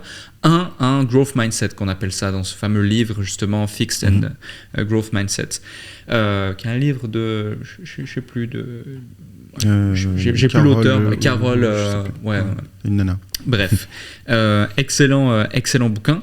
Et justement, tu vois, moi je le vois même à ma petite échelle sur LinkedIn par exemple. Et je m'amuse, mais comme un petit fou sur LinkedIn. Je sais que dès que j'utilise le mot français, dès que j'utilise le mot argent, que je dis 3000 € de l'heure, ou que j'utilise certains types de mots-clés, tout de suite, je vais avoir entre 15 et 200 haineux qui font partie du même groupe de haineux, parce qu'ils aiment bien se mettre ensemble, ils sont certainement plus forts, tu vois, et qui interagissent. Et j'en viens même à du coup utiliser cette stratégie pour générer du reach. Et quand moi je suis un petit peu déçu parce qu'ils n'ont pas bien réagi, j'y vais jusqu'à identifier les chefs des haineux pour viens avec tes copains, j'ai besoin de reach un petit peu. Mais tout ça pour dire que tu vois, moi je m'en amuse et j'en rigole parce qu'aujourd'hui je suis complètement imperméable à la négativité ou opaque à toute forme de critique sur les réseaux sociaux, parce que voilà, ça fait des années que je suis dessus, puis je me suis rapidement détaché de tout ça. Mais ça me fait surtout de la peine, non pas pour moi, mais pour eux, parce que en étant dans cet état d'esprit, ils se créent des barrières mentales, conscientes ou inconscientes, qui font qu'ils se disent « Ah, lui c'est un mytho, ah, lui c'est un escroc, ah, non, ça c'est pas possible. Et du coup, pour eux non plus. Ça confirme leur réalité. Ça confirme leur réalité, exactement. Donc, qu'est-ce que tu dirais à ceux qui nous écoutent justement pour faire cette transition, ou même peut-être ceux qui nous écoutent, je pense, ont déjà fait cette transition, tu vois, pour nous écouter pendant plus d'1 heure, être fidèles à la chaîne. J'espère que vous êtes abonnés à la chaîne YouTube, que vous avez mis les 5 étoiles sur le podcast, mettez des commentaires sous la vidéo si vous avez d'autres questions, etc. Ou même identifier, tiens, je le demande jamais, identifier des gens que vous aimeriez voir sur le déclic, pourquoi pas, sous les commentaires de cette vidéo. Je consulte tous les commentaires avec l'équipe. Mais peut-être que certaines personnes qui nous écoutent veulent aussi sauver des gens dans leur entourage qui eux, ont un mindset fatigué, éclaté, et ça les dessert, et ils le voient. Donc, comment on fait pour avoir cette transition entre fixed mindset et growth mindset selon toi? Est-ce qu'on peut le changer déjà? Ça, c'est une bonne question. Voilà, est-ce qu'on peut le changer? Et si oui, comment? Alors, on peut le changer si on en a pris conscience. Ça veut dire quoi? Ça veut dire que tu peux pas aider quelqu'un qui ne veut pas s'aider. D'accord? Tu vas te battre, en fait. Déjà, il faut le faire pour soi. La personne en elle-même, c'est elle qui doit avoir le déclic. Ouais. Et le déclic, il vient d'où? Il vient de l'intérieur. C'est-à-dire que tu peux insuffler et tout ça, mais même si tu mets tous les moyens, etc., si ça ne vient pas de l'intérieur, c'est pas un déclic, en fait. Et ce qui va se passer, c'est que souvent, moi, tu vois, au début, j'étais parti bien en tête que je pouvais aider les gens. Tu vois, genre, je vais aider les gens, tiens, il y a un problème, je vais t'aider et tout. Mais déjà, les gens, ils t'ont pas demandé à ce que tu viennes les aider. Et 2, les gens sont dans leur zone de confort, c'est-à-dire que même quand t'as quelqu'un qui est déprimé, qui est pas bien, et ben en fait, il aime rester dans son truc, tu vois. Et si t'as pas demandé d'aide, ça veut dire que quand tu demandes de l'aide, ça veut dire que c'est bon, je veux plus de ça, je veux quelque chose d'autre. S'il a pas cette démarche, tu peux rien faire, en fait. Et c'est assez frustrant et ça te rend impuissant. Tu vois, au départ, je me disais, mais non, mais t'as juste à faire un pas à gauche et c'est bon, quoi. Et la personne ne fera pas de pas à gauche. Il y a un adage qui dit, tu peux pas faire boire un âne ou un cheval qui ne veut pas boire. En fait, tu peux le ramener devant le ruisseau, s'il a pas envie, il a pas envie. Donc c'est lui, en fait, c'est le déclic qui doit venir de l'intérieur. Comment il vient, ce déclic de l'intérieur? Pour moi, tu as 2 manières. Petite parenthèse avant d'évoquer ces 2 manières, c'est aussi ce qui fait qu'il y a beaucoup de relations de couple qui fonctionnent pas parce qu'il y en a un qui veut changer l'autre alors que l'autre ne veut absolument pas changer. C'est ça. Et ouais. Parce que l'idée, c'est que moi, je veux imposer mon mode de fonctionnement à l'autre parce que je sais que moi, ça me procure des émotions, elles sont nickel et tout. Toi, je vois que tu es en dépression. Fais comme moi, ça va marcher. Sauf que la personne, elle n'est pas prête. Ouais. Et puis, elle a besoin de faire son deuil, elle a besoin de passer par ces phases-là. Chacun évolue à son rythme. Et tu peux pas, tu peux pas forcer les gens. Si jamais tu le forces, de toute façon, tu vas te reprendre un coup de bâton de la vie, entre guillemets, où la personne, elle va te le renvoyer. Pourquoi? Tu sais, le triangle psychologique entre le bourreau, sauveur et le dernier, victime. Ouais. Et ben, en fait, si tu vois la personne, tu la vois en mode victime, du coup, tu vas automatiquement te mettre en mode bourreau ou bien sauveur. Mais quoi qu'il arrive, on va rester bloqué dans ce triangle-là, le triangle de Karpman. Et l'idée, c'est que si je rentre dans ce jeu-là, dans ce jeu psychologique, ça y est, je fais partie du game, et ben à un moment, je vais dire, ouais, mais je t'ai dit depuis le début de faire ça, tu l'as pas fait, boum, je passe en bourreau, alors qu'au début, je disais, non, mais fais ci et tout. C'est la personne, en fait, qui doit sortir de cela, qui doit sortir de ce jeu-là et se regarder. Comment ça arrive? Pour moi, il y a 2 possibilités. Soit la vie, elle va te mettre une grosse claque dans ta bouche et tu vas comprendre que t'as pas d'autre choix. C'est-à-dire que tu es arrivé au plus bas et à partir de là, tu te dis, il faut que je fasse quelque chose et je rebondis. Donc, c'est ce qui arrive souvent quand tu entends les parcours des personnes qui ont changé. Il y a un déclic, il y a un moment où, boum, c'est arrivé. Et à partir de là, ce que tu te dis, c'est plus jamais ça. Ouais. Et à partir de là, tu as changé. Donc, tu as pris conscience. Donc, le niveau, c'est je prends conscience. Comment tu prends conscience? Soit la vie, elle t'a mis une claque, boum, ou soit tu vas apprendre. C'est-à-dire que tu vas apprendre de ceux qui sont pris des claques, de ton histoire, de l'histoire de l'humanité, de tout ça. Tu vas apprendre et tu vas comprendre qu'il y a, en filigrane, tu vois, il y a une signature qui est toujours la même chose. Et les gens, une fois qu'ils sont pris la claque, ils évoluent, ils changent leur paradigme, leur mindset, etc. Mais ça, tu peux l'apprendre aussi parce que ton cerveau, il a cette flexibilité, tu vois, au niveau des neurones, etc. Il y a cette plasticité, tu vois, où tu peux t'adapter. Sauf si tu considères que tu es dans ta petite zone, tu es bien, tu es tranquille et que tu n'as pas envie qu'on vienne te bousculer. Mais si personne vient te bousculer, la vie va venir te bousculer à un moment ou un autre. Tu te dis, ouais, c'est tranquille. Tu vois, souvent avec les entrepreneurs, certains que j'accompagne, bah, tu te dis, bah voilà, Hicham, là, ça va, on n'a pas besoin de se voir, tout se passe bien. Et en fait, je leur dis, mais c'est à ce moment-là en fait, qu'il faut qu'on se voit. Parce que c'est quand tout va bien que la tempête va arriver, en fait. Parce que la tempête, elle est obligatoire. C'est-à-dire que quand tu viens me voir et qu'il y a la tempête, ok, on travaille pour sortir de ce truc-là, mais c'est quand tout va bien qu'il faut faire quoi ? Il faut anticiper le futur. Tu vois, c'est un peu comme les années avant Covid. Ah bah ouais, ça roule, machin. Personne n'a calculé le Covid, tu vois. Et il arrive, boum, allez, on redistribue les cartes, c'est reparti, machin. Et ça, c'est cyclique. Et il y a un moment, tu vois, tout va se passer pour que les cartes soient redistribuées. Et c'est comme ça, et tout le temps.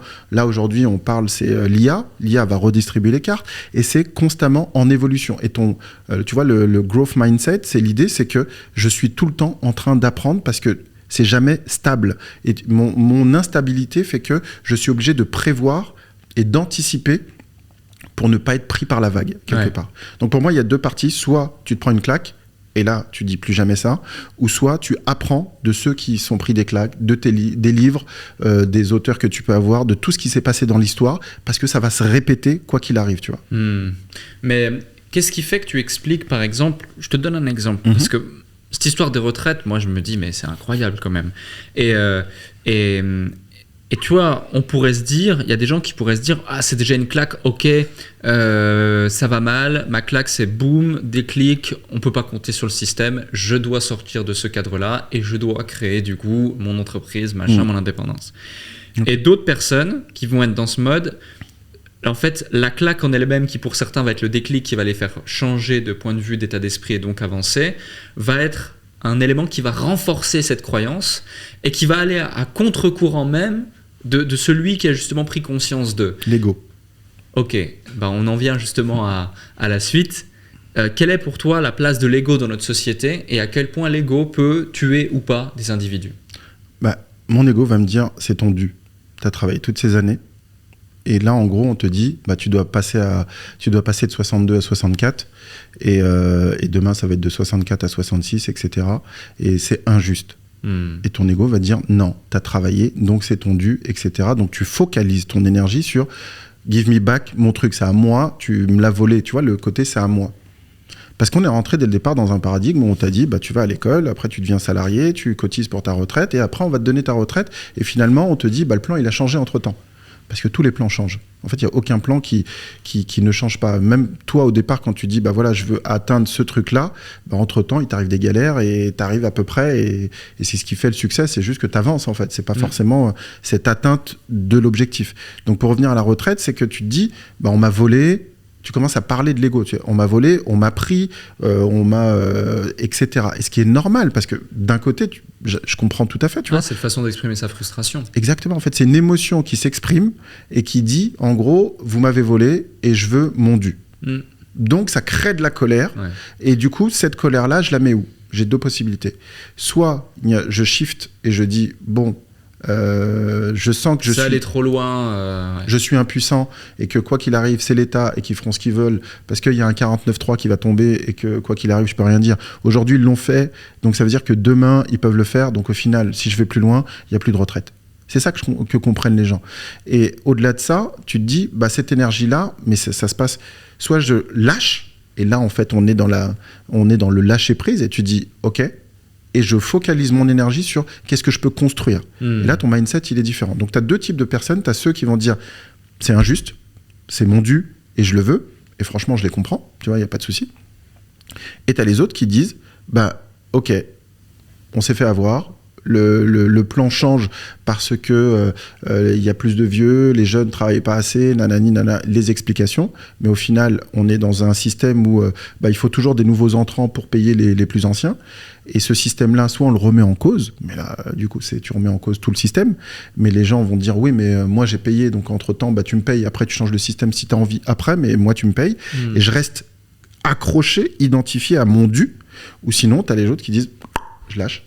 Ok, je vais faire mon truc. Parce que c'est mon choix, c'est ma responsabilité de dire, ok, ça me plaît pas, tu sais quoi, je vais pas changer le monde, je vais changer ma manière de vivre et je vais changer. Et tu as des gens qui vont se dire, moi, en France, j'aime pas, je vais habiter ailleurs. T'as des gens qui choisissent leur vie et qui n'attendent pas qu'une autorité ou un gouvernement ou etc. viennent leur dire, voilà, tu écoute mon plan, c'est tu vas faire ça, et tu vas voir. Après, ça va bien se passer. Ouais. En gros, pour résumer, c'est deviens maître de tes choix ou deviens le maître, à l'esclave. À l'esclave de des ton choix maître, des autres. Ouais, des choix des autres. Ouais. Parce qu'en fait, c'est ça l'idée, c'est que la décision, c'est soit toi tu la prends, soit c'est les autres qui l'ont prise.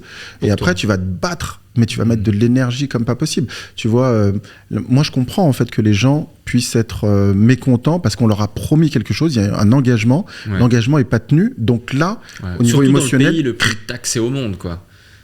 C'est le pays le plus taxé au monde, comme tu dis, et en plus de ça, ça veut dire que quelque part, la projection que j'ai, c'est moi à la retraite, je vais être tranquille, je vais pas avoir besoin de travailler, je me suis fait une image, la projection mentale. Tu te rappelles l'écran, je l'ai fait visualiser à la retraite, on va à Nice, on va se poser, nanani, nanana.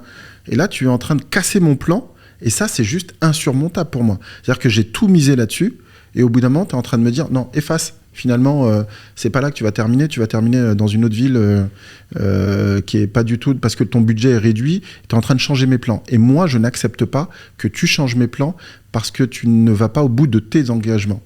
Et là, je peux mener un combat qui va être pas perdu, mais tu vois, moi j'ai envie de dire qu'il est perdu ce combat, parce que tu te bats face à une machine, un système, un gouvernement. Qu'est-ce que tu vas avoir ? Au pire, tu vas avoir quoi ? 2 mois de sursis. Tu vas avoir 2 mois de plus, tu vas te battre, mais au final... Et sachant que... Et je parle en fait à les générations qui arrivent. Aujourd'hui, si tu as 20 ans, je veux dire, ta retraite, normalement, tu l'as à 65, on va dire, à 64.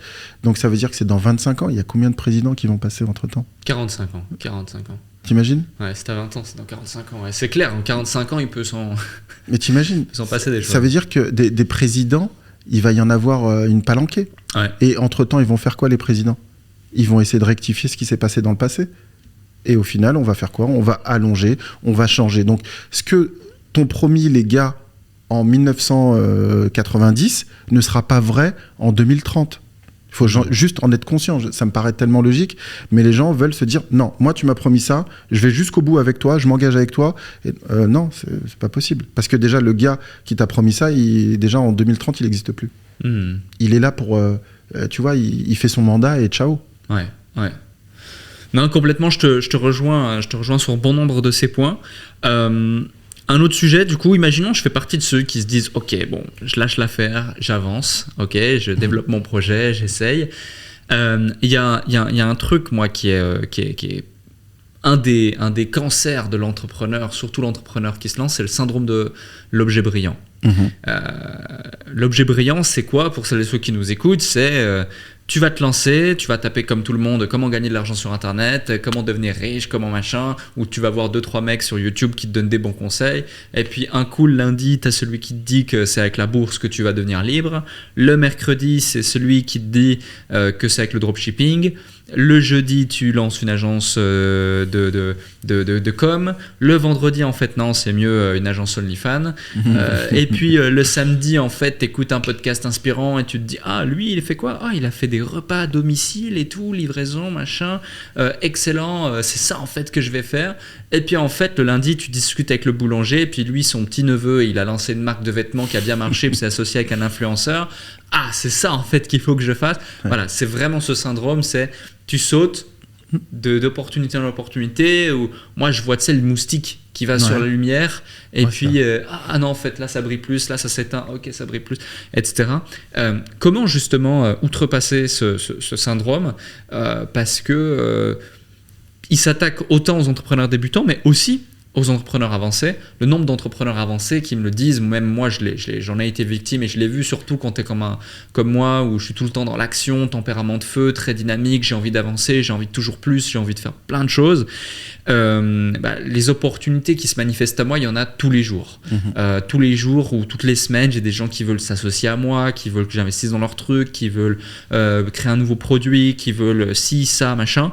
Et apprendre à savoir dire non pour rester focus sur ce que tu veux faire et ce que tu sais que tu dois faire, c'est compliqué, c'est pas inné. Moi, j'ai dû le développer au fur et à mesure. Ça m'a coûté de le développer. Est-ce que tu as quelques conseils justement pour pouvoir éviter ces phases qui peuvent coûter très cher en temps, en énergie et en argent? Ouais. Moi, ce que je peux dire là-dessus, c'est ce que je vois, c'est qu'il y a une différence. Quand j'écoute la question, je me dis il y a une différence entre la croyance et la foi. Le cerveau, l'être humain, de manière générale, tu vois, il voit quelque chose et du coup, il y croit. C'est-à-dire que tu as ta boîte qui tourne et au bout d'un moment, tu vois le chiffre d'affaires qui commence à baisser et là, tu as une petite pensée qui arrive et qui dit « Attention, tu vas scratcher, vite, faut relever le truc » et tu commences à te mettre dans un mode il faut faire quelque chose, il faut absolument, parce que là tu te dis j'ai vu le résultat, il est en train de tomber et ça se trouve ma branche marche plus, il faut que je saute sur quelque chose et petit à petit tu rentres dans ce mode de survie, tu vois, toujours la même chose. Et la croyance veut que attention, si tu redresses pas, tu vas te planter. Donc vite, il faut que je redresse. Qu'est-ce que je peux faire? Qu'est-ce qui marche en ce moment? Et tu cherches à te rattraper à une branche. Et ça, le syndrome brillant, c'est il y a ce côté où vite, tiens, ça c'est rapide. C'est ce que j'appelle des astuces, des courts-circuits. Tu vois, ça marche tout de suite en ce moment, vite. Et une fois que ça, il y a plus, il faut que j'aille à un autre truc. Parce qu'en fait, les fondamentaux, tu les as pas. Dans le sens où tu as perdu ta foi dans ce que tu fais.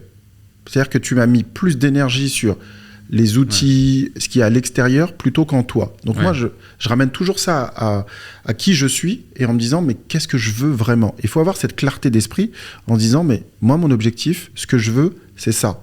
Entre-temps, tu vas avoir plein de petites lumières qui vont... Mais il faut que tu gardes cette foi-là en te disant, ouais, aujourd'hui, ça marche pas, mais j'y crois encore. Tu vois, j'y crois, jusqu'au moment où tu vas voir ce que tu crois. Et là, pour moi, ça fait la différence entre les gens qui ont traversé les époques, et tu sais, et je sais très bien que tu connais, tu sais, les Warren Buffett, etc. Leur stratégie, c'est quoi? C'est l'effet cumulé. Ouais. Ça veut dire quoi, en fait? Tout est dit, en fait. Il faut que tu sois le gars qui tienne le plus longtemps pour avoir cet accélérateur. Mais il faut pas que tu te diversifies. Au bout d'un moment, c'est tu restes sur une ligne et tu y vas. Et qu'est-ce qui fait que tu restes plus longtemps que les autres? Tu es passionné par ce que tu fais. Ouais. Là où quelqu'un va se dire vas-y, c'est bon, c'est mort, dropshipping c'est mort, le machin c'est mort, tiens, demain c'est le bitcoin, le machin. Il faut que tu aies une stratégie, une ligne directrice sur laquelle tu continues. Et ça, c'est ta signature. Ta signature, c'est ton ADN, c'est le pourquoi tu fais ça, en fait. Et ça, il faut que tu le gardes. Après, tu peux rajouter de temps en temps, tu vois, des briques, rien ne t'empêche de faire de la crypto, de faire de la bourse et tout ça. Mais la ligne directrice doit être toujours la même et tu dois continuer. Même si les résultats sont pas là, si tu es convaincu, au bout d'un moment, quand ça va démarrer, tu seras prêt. Ouais. Et pour moi, la différence est là. C'est-à-dire que celui qui est novice, il va se dire, bon voilà, j'ai entendu sur Internet, ça marche, je vais le faire. Ça peut être un démarreur, tu vois. Pour le gars, il sait pas, il démarre par ça, et puis il se fait au fur et à mesure. Ok, mais celui qui base toute sa stratégie sur les astuces, il est mort dès le départ. Ouais. Pour moi, c'est un papillon. Parce qu'il va faire ça tout le temps plutôt que de faire comme ça, quoi. Oui, mais c'est très dur de rester sur le même truc là où les gens vont te dire c'est mort, ton truc il décolle pas, ça marche pas, nanana. Et tu verras dans l'histoire, toutes les histoires elles commencent pareil. Le gars, tu sais, il y a ces 3 phases qui sont... Et moi j'adore, l'histoire nous apprend beaucoup en fait sur l'état d'esprit humain, les 3 phases par lesquelles on passe. Au début, c'est toujours ridicule ce que tu fais. Pourquoi tu fais un podcast? C'est con, tu vois.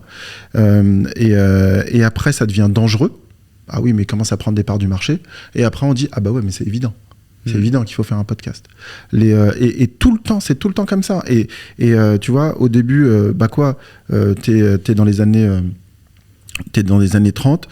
Tu commences à te dire la femme va commencer à avoir elle va pouvoir voter. Non mais qui c'est qui va faire la bouffe, etc. à la maison, c'est ridicule, votre truc ça marche pas. Puis après c'est dangereux. Non mais attendez, elle commence à prendre trop de pouvoir. Après elle va gagner plus que moi, etc. Et aujourd'hui tu dis c'est évident que madame elle travaille.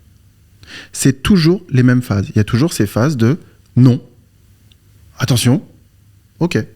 Donc on passe toujours par ça. Donc l'objet brillant, il est là pour dire si t'as pas ce fondement à l'intérieur de toi, bah, t'es perdu en fait, t'es une âme perdue, tu vas marcher, puis à un moment tu vas t'écrouler parce que t'es passionné par rien, t'as pas de pourquoi, et tu t'es inspiré par quoi? Par ce que font les autres, mais ce que font les autres, comme on dit souvent, c'est déjà pris en fait. Donc tant que tu n'as pas ta signature propre, tu vas pas perdurer. Donc l'accompagnement de trouver qui tu es et ce que tu veux vraiment va faire que tu vas pouvoir asseoir une autorité dans le game et aller beaucoup plus loin que les autres parce que tu le fais naturellement. Et tu vois que ton niveau d'énergie, il décolle quoi. Ouais, non, je te rejoins. Et là, on parle de ceux qui démarrent, mais c'est pareil pour ceux qui avancent déjà et qui se disent ah, ce truc pourra me faire accélérer plus, ce truc pourra. Et en fait, souvent, on se fourvoie. Oui. J'ai encore 3 autres points à voir avec toi. Le premier, c'est tu évoquais le fait que tu accompagnes différents chefs d'entreprise, entrepreneurs, etc. En général, c'est quoi le truc sur lequel tu dois travailler le plus, et c'est quasiment à chaque fois le cas, inévitable, mais dont les gens pensent le moins que c'est nécessaire de travailler, et qui fait que ça bloque? Moi, j'appelle ça l'identification. Okay. Je t'explique. Toi, tu es là, tu as créé ta boîte. Ta boîte n'est que l'extension de qui tu es. Tu vas gérer ta boîte comme tu te gères toi, tu vois. Donc les blocages que tu as à l'intérieur de toi vont être les mêmes blocages que tu vas retrouver dans ta boîte. Si tu n'es pas un grand communicant, dans ta boîte, tu ne vas pas communiquer et tu vas encore moins la faire communiquer, etc. Donc la source, c'est toi. Moi, je reviens toujours à la source. Et le problème qu'on a des fois, c'est qu'au bout d'un moment, tu développes une entreprise, l'entreprise, elle cartonne. Tant mieux. Maintenant, je m'identifie à mon entreprise en me disant, je suis cette entreprise, tu vois. Et ce qui se passe, c'est que comme tu t'identifies, tu t'accroches à ce truc-là, et quand ton entreprise, elle commence à baisser, tu commences à te dire, ça va pas, je suis pas bien, tu vois, et tu commences à vivre par miroir. Et l'idée, c'est de se désidentifier en disant, tu n'es pas cette entreprise, tu es quelqu'un au-dessus de l'entreprise, c'est toi qui gères ton entreprise et tu la gères de cette manière-là, mais l'idée, c'est de se désidentifier. Alors, désolidariser, ouais. Exactement, parce que si tu t'identifies, tout ce qui se passe, tout ce qui touche de près ou de loin ton entreprise te touche ton image personnelle. Et ça, pour les entrepreneurs, quand tu as créé ton bébé, c'est très difficile de lâcher, tu vois, cette entreprise. Et des fois, pour certains, il faut les accompagner aussi à vendre leur entreprise. Et quand tu dis, non mais moi j'ai créé ce truc-là, c'est impossible que je le vende. Le mec, il est prêt. Il est prêt à mourir pour ça, parce qu'il pense que c'est lui en fait. Tu vois, si tu lui enlèves son entreprise, il n'existe plus. Ouais. Alors qu'il est beaucoup plus grand qu'une entreprise, et il sait créer une entreprise et il saura en créer une deuxième, troisième, etc. Sauf qu'il s'est tellement pris dans le game, dans le jeu de c'est la mienne et puis elle cartonne, donc du coup quand les gens aiment mon entreprise, ils m'aiment moi. Tu vois ce que je veux dire? Et il y a cette association qui se fait, et au bout d'un moment, la personne, elle n'existe plus sans l'entreprise, donc elle n'a plus d'identité, et tout le travail, c'est de reprendre ton identité pour pouvoir recréer quelque chose et aller beaucoup plus haut que ça, parce que des fois, les limites que tu as dans ta boîte, elles sont liées aux limites que tu as dans ta tête. C'est-à-dire qu'il y a des fois, tu te dis, ce marché-là, tu le vois même pas. Parce que dans ta tête, tu te dis, jamais de la vie, tu iras sur ce truc-là. Alors que c'est une barrière qui est chez toi et pas dans ton entreprise. Ton entreprise, c'est une extension de toi. Donc si toi, tu règles tes problèmes intérieurs, ton entreprise n'aura plus de problème. Si tu sais t'en détacher, si tu sais jouer avec ton entreprise et la voir comme un objet et pas comme une identité qui t'est propre, et du coup, tu auras beaucoup plus de flexibilité. Et tes choix, tu sais, quand tu fais des choix, quand tu as la tête dans le guidon, ta vision, elle est comme ça. Quand tu décales, tu as une vision à 360, là, tu peux prendre des choix beaucoup plus cohérents et qui vont emmener l'entreprise quelque part. Ouais, complètement d'accord.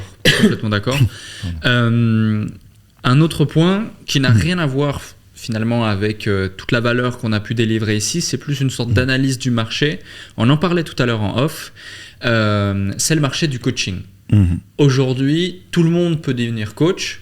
Oui. Tout le monde se prétend expert, mais peut-être un peu péjoratif ce que je vais dire, mais c'est une observation personnelle de ma part, surtout n'importe qui.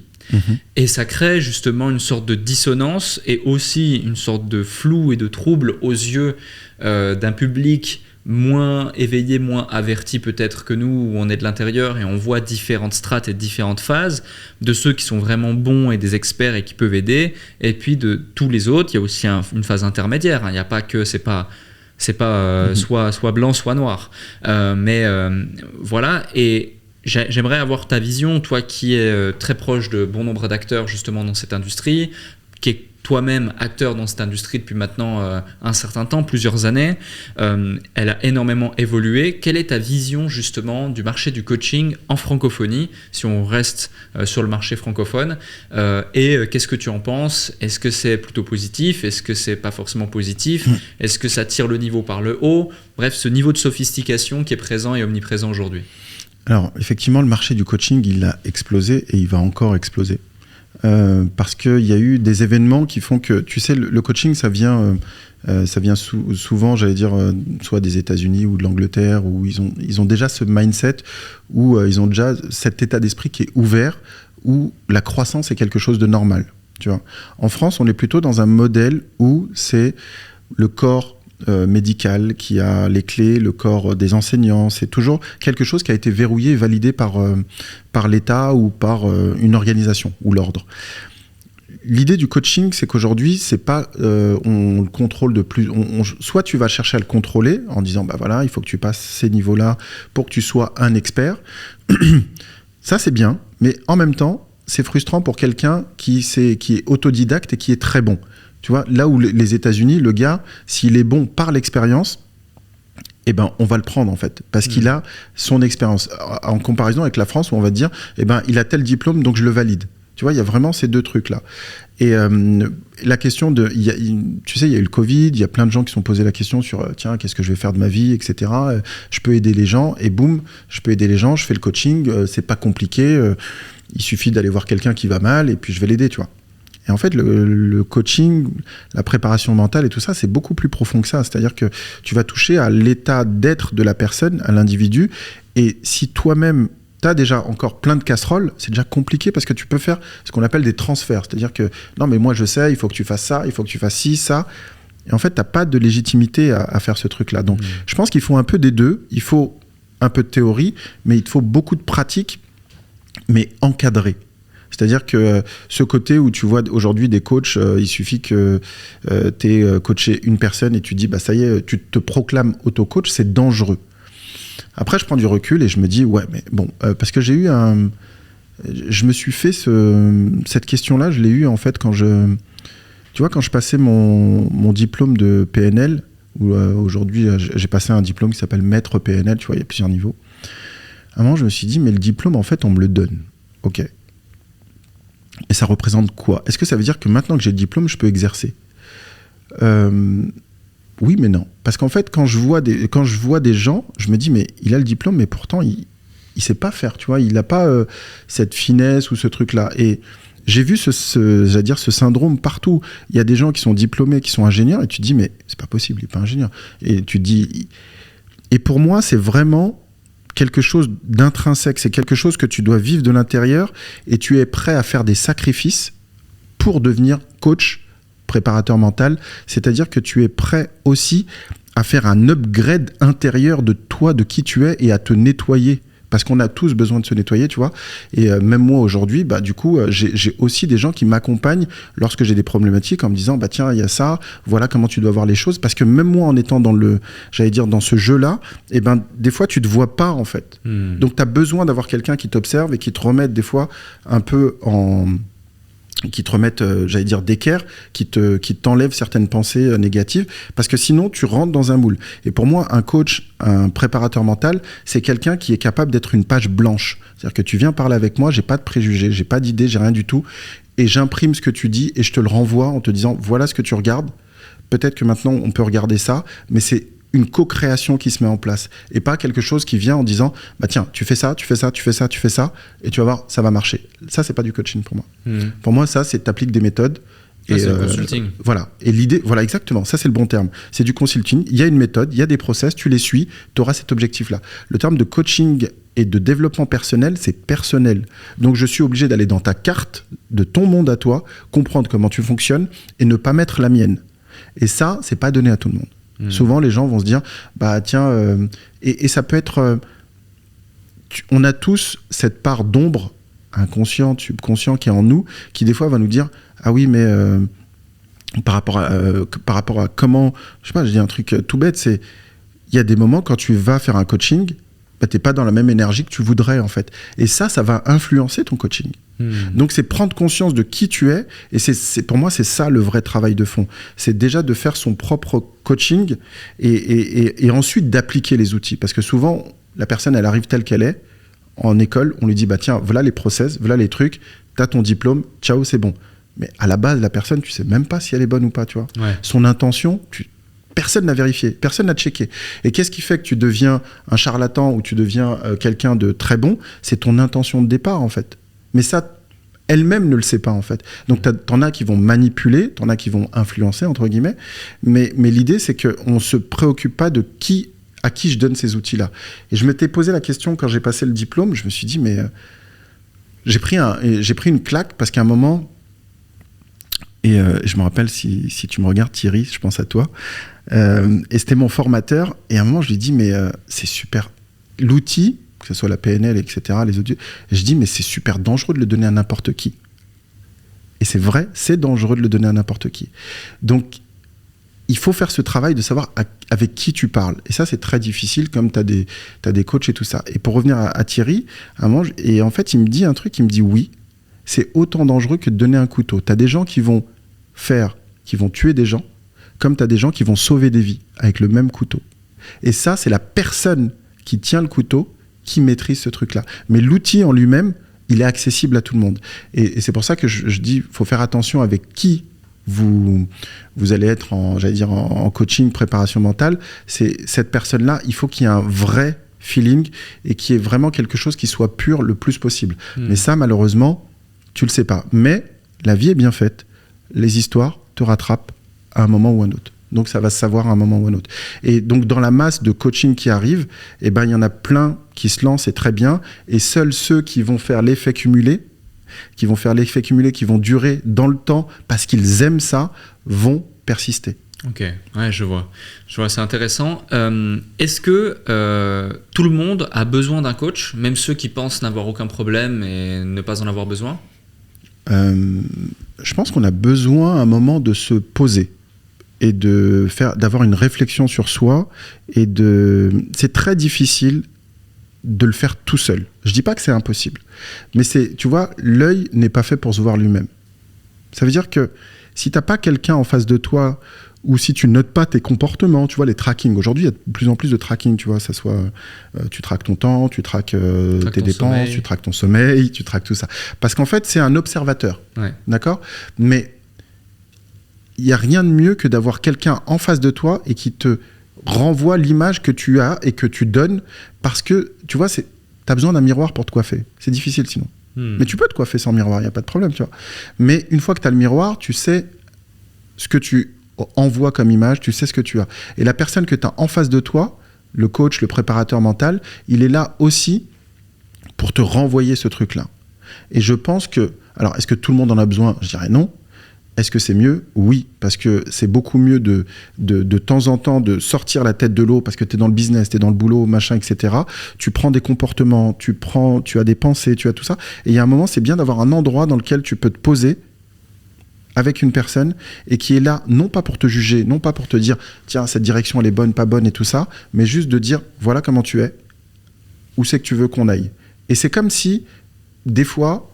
pendant la consultation, pendant le coaching, etc., je prends la place de l'inconscient. Et je dis, bah voilà ce que j'ai. Ah, mais du coup, il y a un trauma qui est là, il y a ça. Attention, pourquoi je parle du trauma ? Parce que je dis souvent, en fait, tu vois, les traumatismes du passé vont orienter ton futur. En fait, tu as une ligne de vie qui est déjà prédestinée quelque part. Si tu ne changes rien, tu restes sur cette ligne de vie. Si tu veux changer de ligne de vie, tu dois avoir une décision différente. C'est-à-dire que tu dois faire un choix que tu n'as jamais fait jusqu'à présent. Sinon, tu es dans une routine, un truc qui est standard. Et moi, tu vois, par exemple, quand j'étais petit, je partais en colo, en classe de ski, on prenait le car. Sauf qu'il y a des virages, tu vois, quand tu montes dans les Alpes, jusqu'au moment où je dégobille, tu vois, et je vomis. Et à partir de là, boum, je vomis, t'as tout le monde qui te regarde, t'as une pression, donc t'as une émotion, tu bloques. Et j'ai gardé l'odeur des fauteuils, tu sais, la mousse et tout ça. Et aujourd'hui, dès que je vois un car, pour moi, c'est compliqué. Mais ça veut dire quoi ? Ça veut dire que dès que je vois un car, je cherche à l'éviter. à cause du trauma que j'ai eu avant. Donc ça veut dire que si tu fais pas ce bilan-là, tu ne sais pas pourquoi et tu cherches pas à les traverser, et ben en fait, ton champ de vision, il se réduit de plus en plus pour être une ligne droite, et du coup, tu enlèves tout est possible. Pour te protéger. Exactement. Pour éviter d'avoir ce truc-là. Et ce qui était bien dans ce que tu as dit tout à l'heure, je reviens sur le chapitre où le saut en parachute était remonté, c'est ça que je voulais dire, il y a cette notion d'ancrage. Et tu as bien fait de remonter, et on dit la même chose à cheval, c'est que tu dois remonter rapidement, le plus rapidement, pour effacer un peu cette mémoire que tu as marquée en disant, et lui associer une émotion positive en disant non, c'est cool finalement, et ça faisait partie du process, et là tu fais le bilan en disant non, mais c'est mon parcours, donc ça c'est ok. Et si tu ne fais pas ce truc là, tu vas rester sur un ancrage négatif, et dès qu'on va te parler de parachute, ça va être compliqué. Ouais, complètement. C'est super intéressant ces différents concepts que tu évoques. Je te rejoins sur le fait que oui, ça peut énormément aider. Et on le voit, hein, les plus grands de ce monde ont différents coachs sur différentes choses. Moi, je vois même par exemple avec le sport. Aujourd'hui, je ne me verrais pas évoluer sans la personne qui m'accompagne autour de ça, même dans d'autres domaines aussi. Mais du coup, il y a une question qui est importante, c'est de par l'augmentation certes de la demande, il y a aussi une offre qui est croissante en face. On ne sait pas si cette offre elle est qualitative, tu as évoqué différents sujets à cet égard très intéressants. Comment bien choisir son coach dans la masse justement de ce qui est proposé? Est-ce qu'il y a différents green flags à prendre en considération? Est-ce qu'il y a une checklist? Est-ce qu'il y a différents red flags? Est-ce qu'il doit être légitime de cette façon-là? Est-ce que c'est qu'une question de feeling? Est-ce que c'est... Tu vois, ça peut être intéressant d'avoir ta vision là-dessus. Moi, j'aime bien dire la recommandation. Ok. Parce que ça veut dire que quelqu'un l'a testé, éprouvé. Et si c'est quelqu'un qui est dans ton réseau, généralement, il y a des chances qu'il ait les mêmes codes que toi. Donc du coup, que ça puisse te correspondre, tu vois. Après, sur le marché, il y a plein d'écoles qui se montent, il y a plein de gens qui font du coaching. Si tu n'as pas de référence et tout ça, c'est de regarder sur Internet, parce que c'est là où on va regarder aujourd'hui, sur Internet, sur les réseaux. Et c'est une notion de feeling, et est-ce que ça résonne avec moi, en fait? Tu vois, et cette idée de est-ce que ça résonne avec moi, ça veut dire est-ce que je vais être capable de m'ouvrir à lui? Parce qu'un des premiers freins au coaching, en fait, c'est tout simple, c'est l'ego que tu peux avoir. C'est-à-dire l'ego qui te dit bah non, j'ai pas besoin, non, ça sert à rien, moi j'ai pas de problème, moi nanani nanana. Et ce frein-là fait que il va falloir que tu trouves la bonne personne pour te dire non, mais lui c'est différent, je peux parler avec lui, je me sens en sécurité, en confiance, et c'est parce que tu vas ouvrir ce canal-là que tu vas pouvoir aller regarder ce qui se passe de l'autre côté, dans la partie subconscient, inconscient. Et c'est ça qui est important, parce que ton inconscient, c'est ton gardien. Pardon, je recommence. Ton conscient, c'est ton gardien, et il laissera passer personne de l'autre côté, parce que le mécanisme que tu as mis en place, t'as pas envie de le péter. Et parce que tu as une idée en te disant, mais si jamais j'ouvre la porte, il va venir, il va foutre le boxon, il va se barrer, et moi, tout ce que j'ai construit, je vais le perdre. Ouais. Et là, en fait, ton ego et ton conscient vont se dire non, ça c'est chasse gardée, on peut pas. Et même quand tu vas être en galère, tu vas aller chercher au plus profond des trucs, mais tu vas pas oser demander, tu vois, en disant non, mais si jamais je demande, c'est aussi un aveu de faiblesse. Et non, en fait, c'est parce que tu vas épouser et comprendre ce qui se passe de l'autre côté, ce que tu appelles aujourd'hui des faiblesses, c'est parce que tu vas les voir, les accepter, qu'elles vont se transformer en force. Mais tant que tu vas les garder sous le tapis, un jour ou un autre, elles vont monter. Et ce que je dis toujours, c'est mieux vaut prévoir le jour où elles remontent que d'être un jour en conférence ou d'être dans un truc et tu vois le gars qui pète les plombs et tu te dis mais qu'est-ce qui lui arrive? On ne comprend pas, il était bien. C'est comme les histoires. Ah bah oui, il a tué 4 personnes, bah mon voisin il était gentil, il me portait les courses, je comprends pas. Et ben il y a toute cette partie-là et il y a que lui et en fait, tu sais que l'entrepreneur, je prends l'entrepreneur, c'est quelqu'un qui est solo. Les décisions qu'il prend, elles sont solo. Il est tout le temps tout seul et qui prenne cette décision là ou là, il n'y a que lui qui se met en jeu. Et cette décision-là, elle est lourde de conséquences. Et il y a des moments où tu as besoin d'avoir de la clarté dans ce que tu veux, parce que tu peux être pris par tes pensées, par ta peur qui arrive et qui te drive d'un côté, et tu te dis « Ah merde !» Et là, il faut que tu te poses. Et pour te poser, c'est mieux d'avoir quelqu'un qui t'accompagne, où tu dis « Ben voilà ce qui se passe ». Moi, je ne suis pas là pour apporter des solutions sur ton business. Ton business, tu le connais 15 000 fois mieux que moi, tu vois. J'ai pas de truc. Moi, l'idée, c'est de regarder tes pensées et d'enlever celles qui peuvent être limitantes pour toi et te dire, bah tiens, regarde un peu de ce côté-là et te donner de la respiration et que tu puisses prendre la bonne décision. Mais tu restes au contrôle de tout, en fait. L'idée, c'est juste, on met de la lumière sur ta partie inconsciente. Il y a ça, fais gaffe. Il y a ça. Donc, ça veut dire qu'à chaque fois que tu vas avoir ce problème-là, dans le futur, tu vas avoir tendance à regarder à gauche. Pourquoi ? Parce que ça, c'est pas... Et une fois que tu en prends conscience, tu dis, tu évites les endroits où tu peux tomber, en fait. Et ça, c'est super important. Ouais, complètement. C'est extrêmement intéressant. La dernière question que j'ai à te poser, c'est celle que je pose à chaque fois à celles et ceux qui sont sur le déclic. Avant ça, merci pour merci beaucoup. La valeur qu'est délivrée. On n'a pas fait un déclic ou une interview, là. On a fait surtout une masterclass. On a évoqué énormément de sujets. C'était super intéressant. D'ailleurs, si ça vous a plu, faites-le nous savoir avec le petit like, le commentaire. Partagez cette vidéo et partagez cet épisode si vous nous écoutez en audio. Mettez les 5 étoiles sur la plateforme de podcast préférée et le petit avis. Ça nous aide beaucoup. En plus, ce matin, je regardais les statistiques du podcast. On est littéralement en train d'exploser. Au moment où on fait cet épisode, on est mi-avril. Ça sortira, je pense... mi-mai. Okay. Donc ouais, c'est super intéressant. La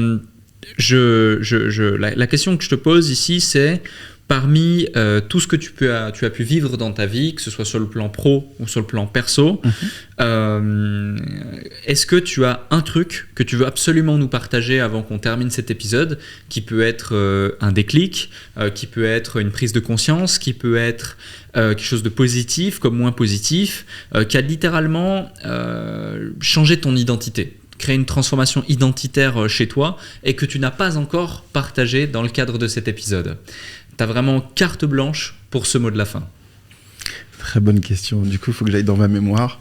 Là, ce qui me remonte, j'ai 2 personnes, mais c'est la même chose en fait qui revient souvent.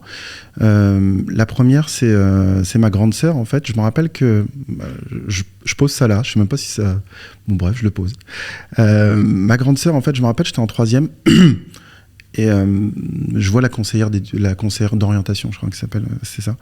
Et elle me dit, la conseillère d'orientation, elle me dit, bah vous êtes fort là-dedans, il faut aller faire un BEP ou un CAP, tu vois.